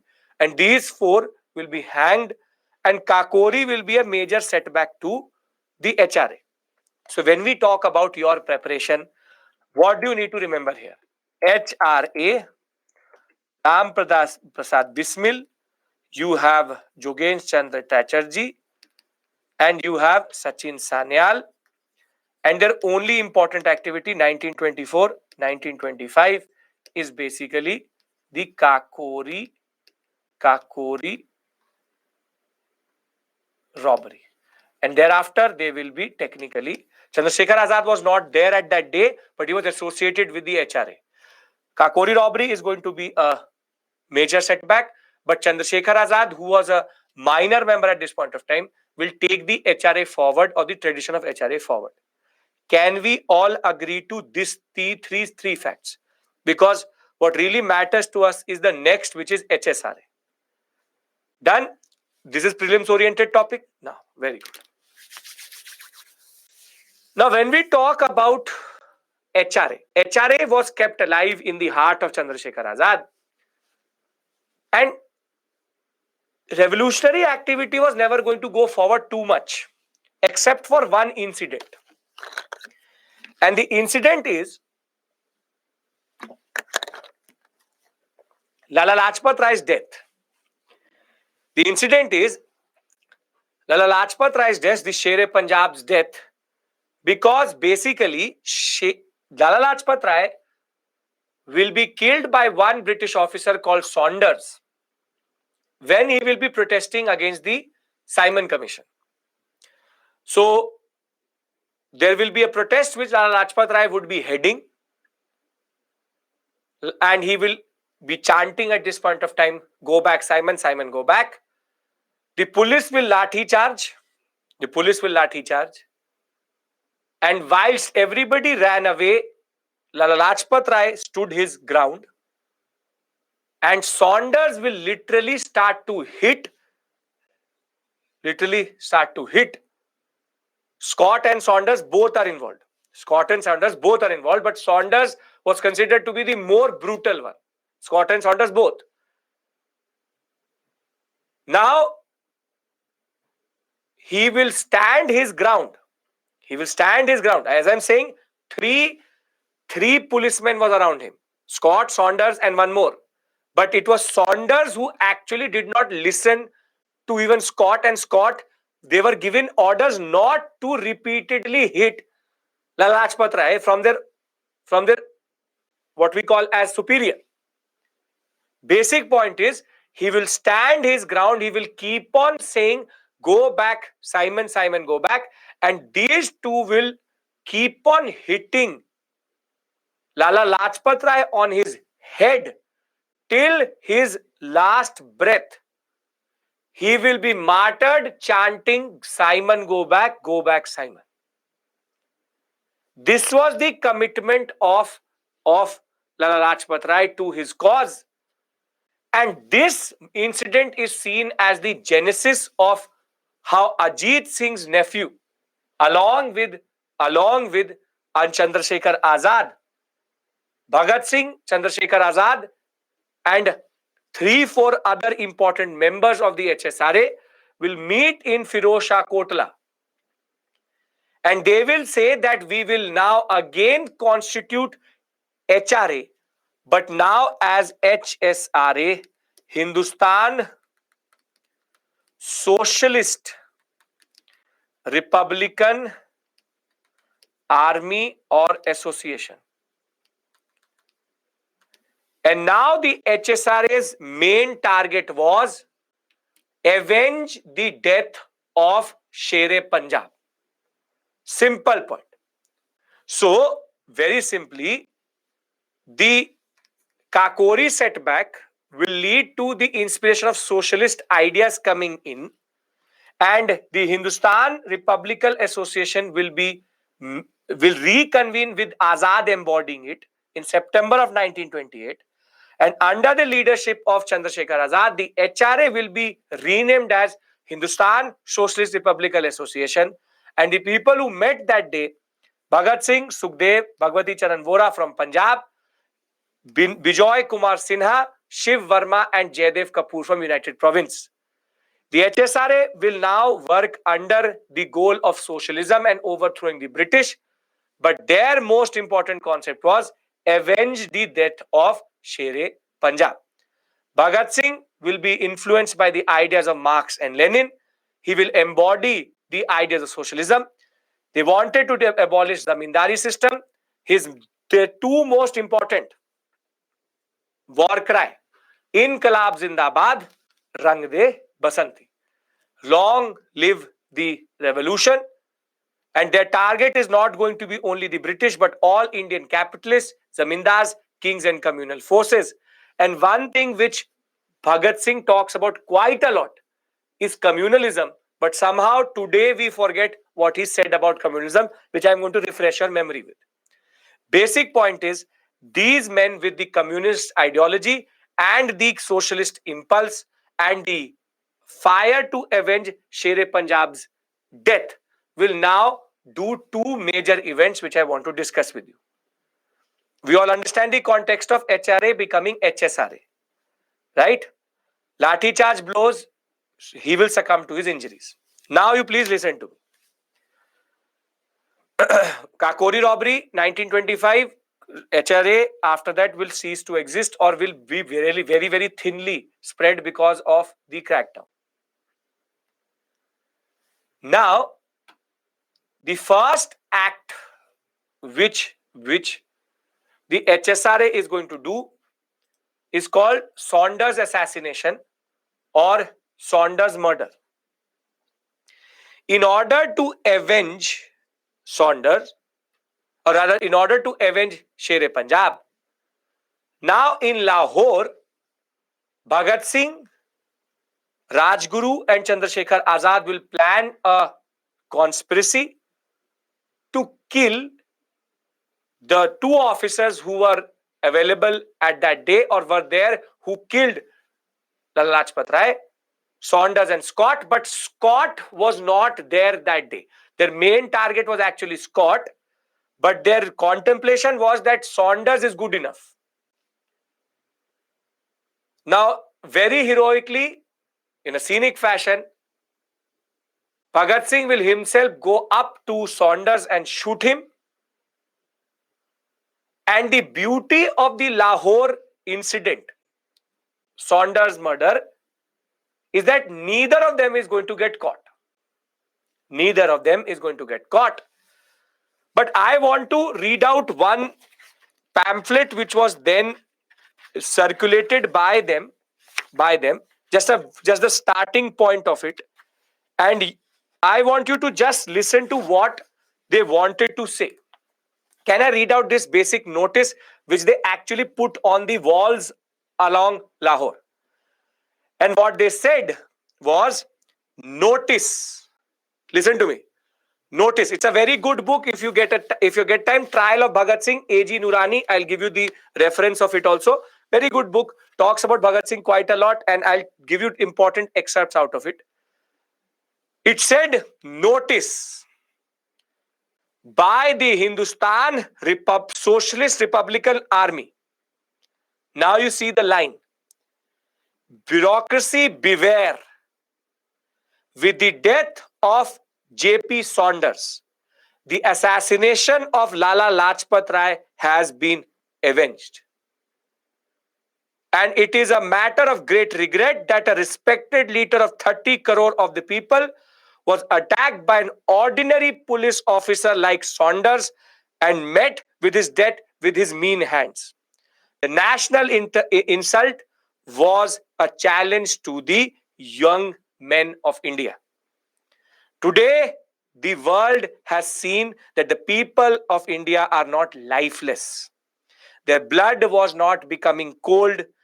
They lay down, they can lay down their lives for the country's honor. The proof of this is been given by the youth who are ridiculed and insulted by the leaders of their own country. Tyrant government, beware. It's literally an exact excerpt. This is the notice which they pasted. It is chilling. It's goosebumps it gives you. That what is his understanding? Bureaucracy, beware. Bureaucracy, beware. And the beauty of this story is none of them will get caught. See, I don't need to do this with you, but I want you to give a very comprehensive understanding of why is Bhagat Singh so important and why is this case so very important. So, in the Saunders murders, nobody is actually caught. And the story is that the police had no idea only. The police had no idea who is the HSRA. The police had no idea Bhagat Singh did it. And the police had no idea with regards to who these three men were. Saunders murder is clear. The message is clear. The youth have spoken. Avenge the death of Lala Rajpat Rai. Yes? Now what they plan next is the Central Legislative Bombing, 1929, in which Patukeshwar Dutt and Bhagat Singh himself said that we will create the courts, the judicial court as an arena of politics. And what Bhagat Singh wanted to prove, they got to know about the HSRA now, but they didn't know who were the members. What Bhagat Singh actually wanted to prove, and he actually successfully did it, was that law doesn't matter to the British. Law doesn't matter to the British. All this drama which they do, rule of law, we the mighty British rule of law, he wanted to prove that if it came to prosecuting someone, they will subvert their own structure and systems itself. And that is why he went to the concept of bomb became important, because bomb was about making the deaf ear hear. They said, you can't hear, we will keep and give a bomb on your ear and you will start to hear everything. So the concept of the bomb became important because it was about India becoming explosive, but also about making the British deaf ear to the Indian cries hear.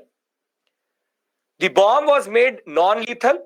It was a sounding bomb. It was thrown in the Central Legislative Assembly when two very, very bad acts were being passed: Public Safety Bills and Trade Disputes Bill, 1929. And they will throw it in the lobby area of the Central Legislative Assembly, where nobody sits. And unlike other revolutionaries or someone else, Bhagat Singh did not run away. They wanted to court arrest. So as Inqilab Zindabad on his lips, he will get arrested. Till this point, everybody is with me, because now comes the interesting part, which no book will tell you.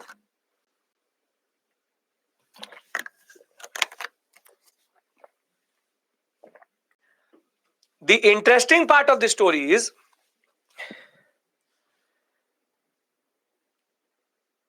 when Bhagat Singh got arrested, the British didn't know that he's the same person who shot Saunders.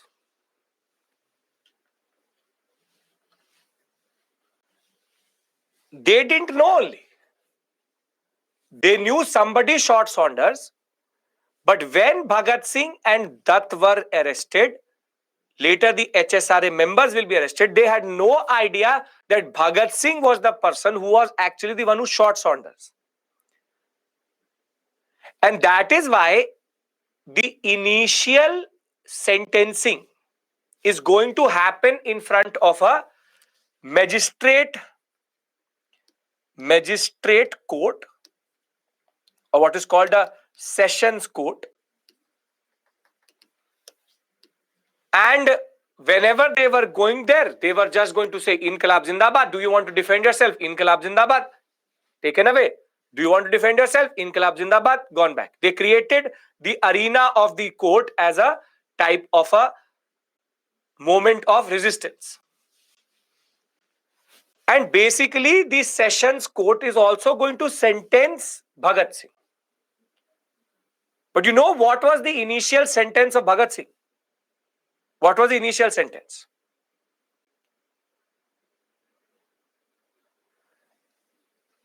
Any guess? It was not hanging. It was life imprisonment, maximum 7 to 8 years to life imprisonment. This was the basic consideration which was there in 1929. But then, how did the British get to know that Bhagat Singh is the same man who had shot Saunders? And therein comes the story of approvers. Basically, and I'll give you the names also, not that, basically, under British torture and under British pressure, some members of the HSRA will become what are called police approvers. A approver is a person who actually was one of the person who was a victim, but for a lesser sentence, he becomes a police witness. He becomes a police witness. So basically, they are ready to become police witness for a lesser sentence. You plead guilty and you become a police witness. But this has to be a voluntary act. See, because of the protest which the HSRA was doing in the jails, because of the pathetic conditions, and because of the martyring of Jatin Das itself, after 61 days of fast, the police created too much pressure on the HSRA. And I would like to tell you who are the 6 approvers who actually told the British under pressure that Bhagat Singh is the same person who shot Saunders. Do you know their names? Want to know their names? Okay.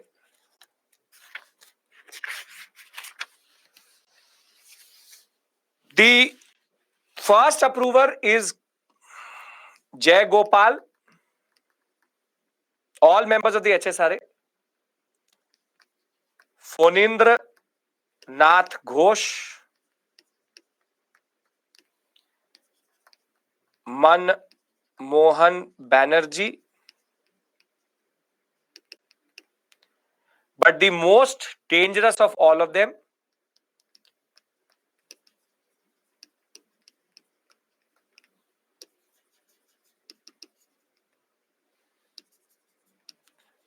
Lalit Kumar Mukherjee. There were one more, I will tell you how it was removed. Hans Raj Vora was the one who, under pressure, technically, who sold off Bhagat Singh. Jay Gopal and Hans Raj Vora. And what is even more dangerous is, now as soon as I will tell you, there is 2 approvers who were removed. I'll tell you that also. As soon as, listen to me, as soon as the British got to know, now please pay attention, this is the discussion I want to have with you. Now you see how the British subvert their own legal law. As soon as the British got to know that the Sessions Court is prosecuting a person called Bhagat Singh, who is the same person who shot Saunders, now Irwin will become extremely active.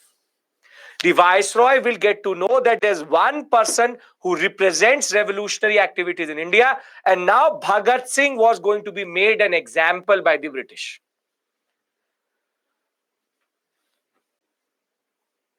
You imagine this. Irwin issued an ordinance, of emergency ordinance, to constitute a new 3-member High Court judge-based court, which is called a special court. Where was this concept coming from? The 3-member High Court judges court. Where have we done this? Rowlatt Act. Very good. So he uses the Rowlatt Act provision, and not even that. The more absurd aspect is, does prosecuting Bhagat Singh constitute as a national emergency on British India?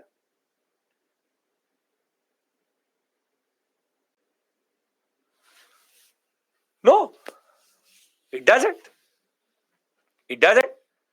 But Irwin will use the National Emergency Clause, 21B it is called, to actually create a special court for Bhagat Singh now. For Bhagat Singh. And now these approvers will be called to this sessions court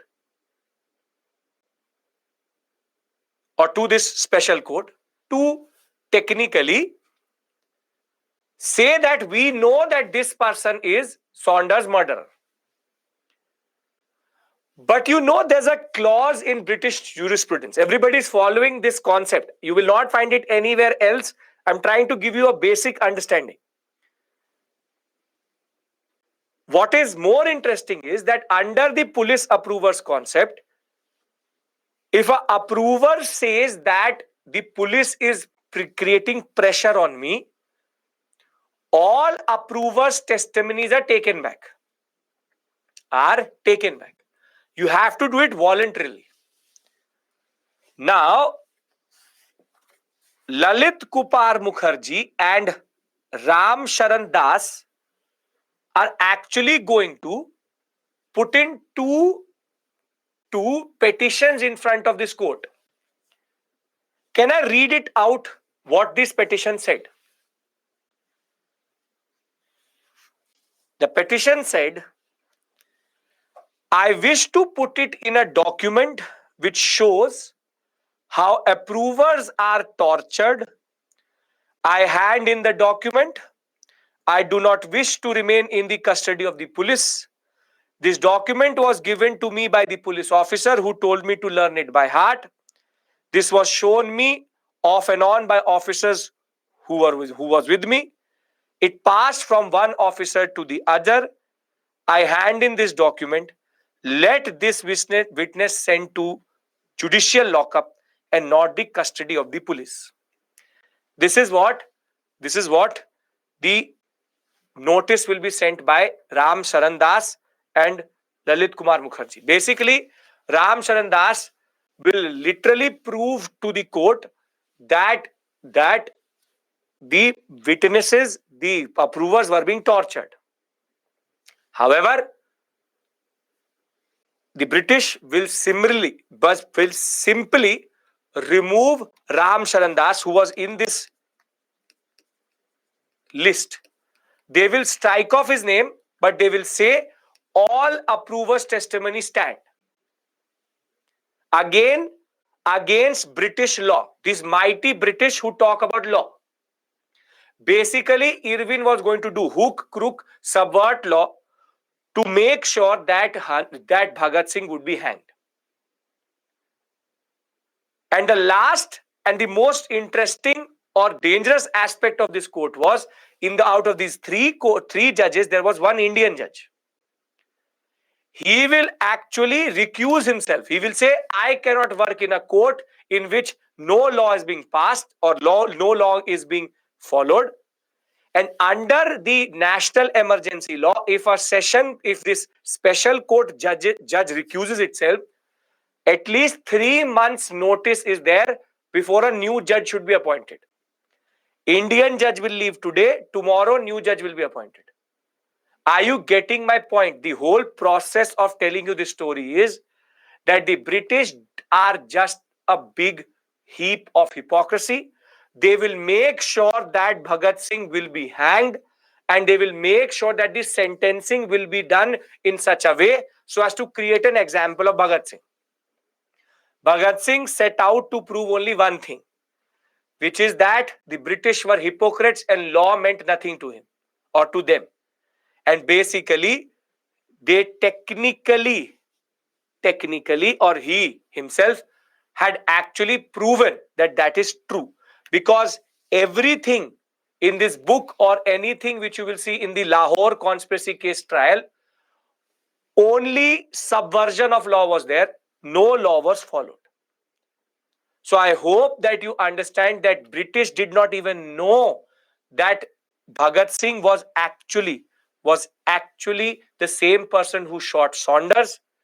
Saunders' murder case will be linked up with Bhagat Singh because of the approvers. In a way, it was the weakness of the approvers, but they were under pressure, whatever it may be. Today, Hansraj Vora's family stays in London. The basic point of the fact is all of these men will be left alone, but Bhagat Singh, Sukhdev and Rajguru will thereafter pay the price for the approvers. The main point is we'll talk about Gandhi's role in the Gandhi-Irwin Pact on Monday, and we'll talk about why Irwin was not ready, or what is Gandhi's, can or could Gandhi have saved Bhagat Singh. We'll discuss that point. Simple point of the matter is Chandrasekhar Azad is going to try to do something daring. He will also martyr himself. If you understand this discussion, I would like to go into the details, which are standard details you find in books. This is a unique discussion I have with all my students, because you need to know the larger picture of Lahore conspiracy case, right? If you need the name of the book, it is called The Trial of Bhagat Singh by a person called A.G. Noorani. Very, very beautifully written book. Has a lot of details about all of this. Now, what I want to do is just complete the story of the HSRA, and then that is enough for today. Can we do that? Okay, perfect, great. So the first activity which was done by the HSRA was when they will try to avenge the death of Sher-e-Punjab via individual assassination. Bhagat Singh, Chandrasekhar Azad, Rajguru will shoot Saunders, a police officer who was responsible for the lathi charge in Lahore. The next is going to be the central legislative bombing, in which people knew about the changing objectives of the HSRA, but the revolution by masses was something important, which I will discuss with you. Bhagat Singh and Patukeshwar Dutt are going to throw a bomb in the Central Legislative Assembly on 8th April 1929 against the passage of the Public Safety Bill and Trade Disputes Bill.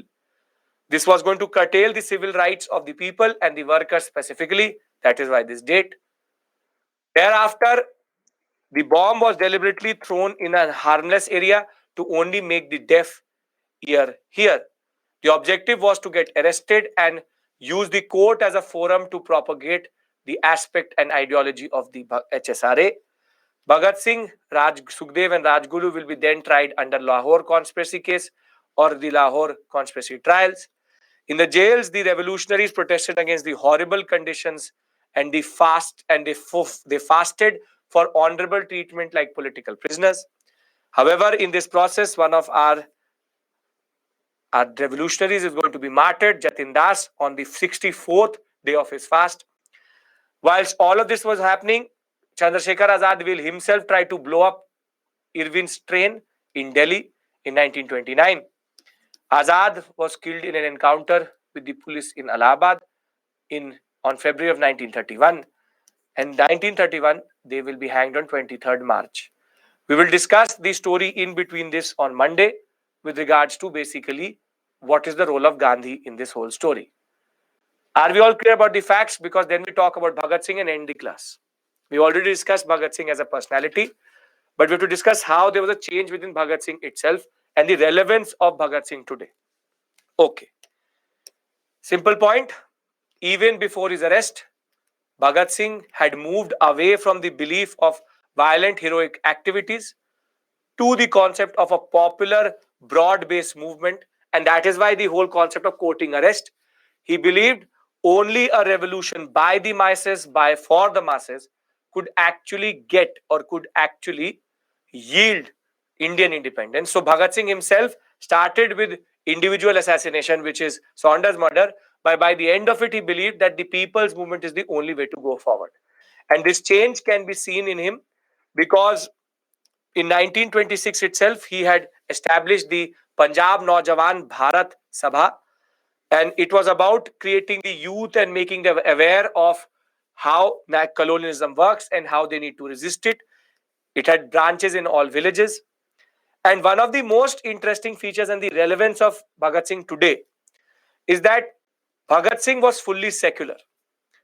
Two of his six rules drafted by him for the Sabha was that members would have nothing to do with communal bodies and they would propagate a general feeling of tolerance among people considering religious as a matter of religious personal belief.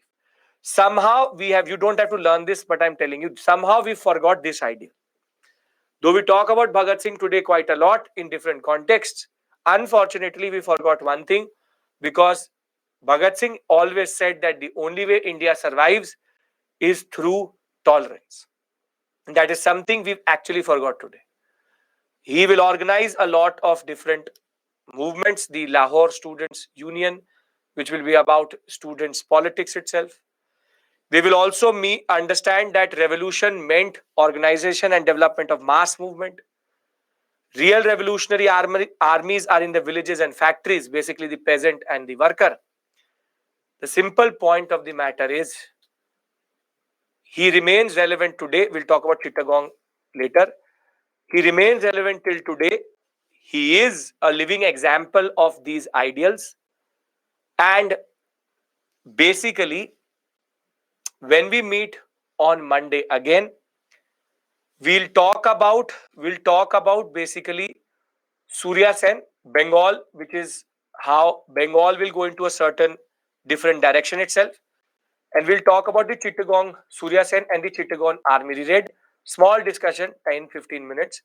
But now our story is going to go very quickly into what we call as Lahore conspiracy cases, death of Saunders plus legislative bombing together. Initially, that was not part of it. So what we will discuss on Monday, is basically, we'll start with Irwin's declaration. We'll talk about Gandhi-Irwin Pact, CDM, Salt Satyagraha, and then we'll talk about Government of India Act 1935. Government of India 1935. Then on Tuesday, we have a very interesting discussion. The Pavlov Declaration will start 35. We'll have a very interesting discussion between Bose and Gandhi. Though nobody really teaches it, I will teach you there, because there can be a theoretical question. What is the difference between Bose and Gandhi? Which is that why does Bose and Gandhi not go together? We'll put in Nehru into that mix also. And once we're done with Bose and Gandhi, we'll reach till Cripps Mission 1942. Quit India, INA, RIN Mutiny, Cabinet Mission, Wavell Plan, Mountbatten. And basically, we will now are in the last leg of our discussion. Till Thursday, we will go till modern India. Friday, Saturday, and Monday, I'm adding an extra class because we lost close to 45 minutes on the first class itself. Roundtable conferences, everything will be done. Ambedkar and Gandhi will also be done. And we will discuss on next to next Monday, 6th March, will be our last class. But last three classes is post-independence, in which I'll discuss with you linguistic reorganization, official language controversy, the wars, regional inequality, and then you will get independence from me on 6th March itself. We gave independence to India on Thursday. Done? 1st March. No, Nidhi, no. You want a mains practice question from here? I'll give that to you also.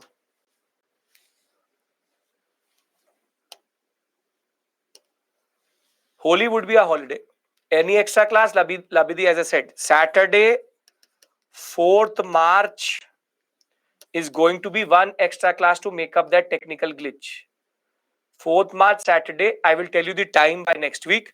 Saturday, 4th March, I will take an extra class just to make up that 45 minutes. We'll have a 3-hour class, but we'll make up that. Okay.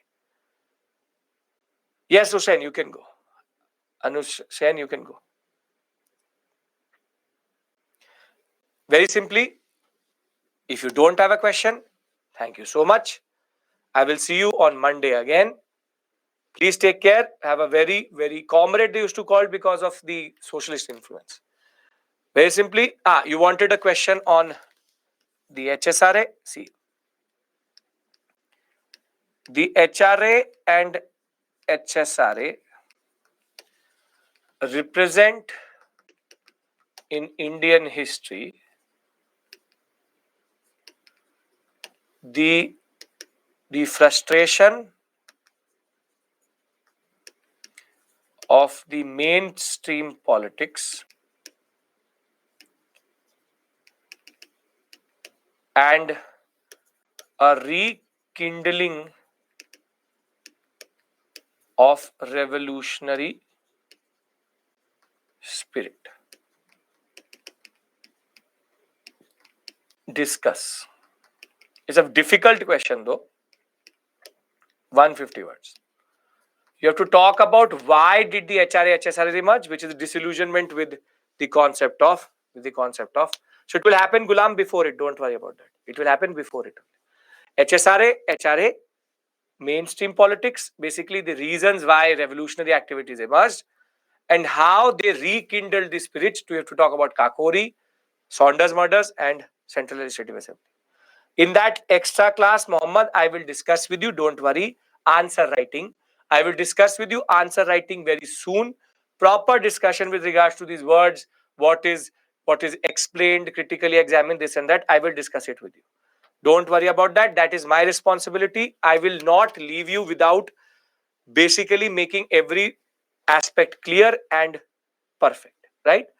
Thank you. Thank you so much. I will see you on Monday again. I hope that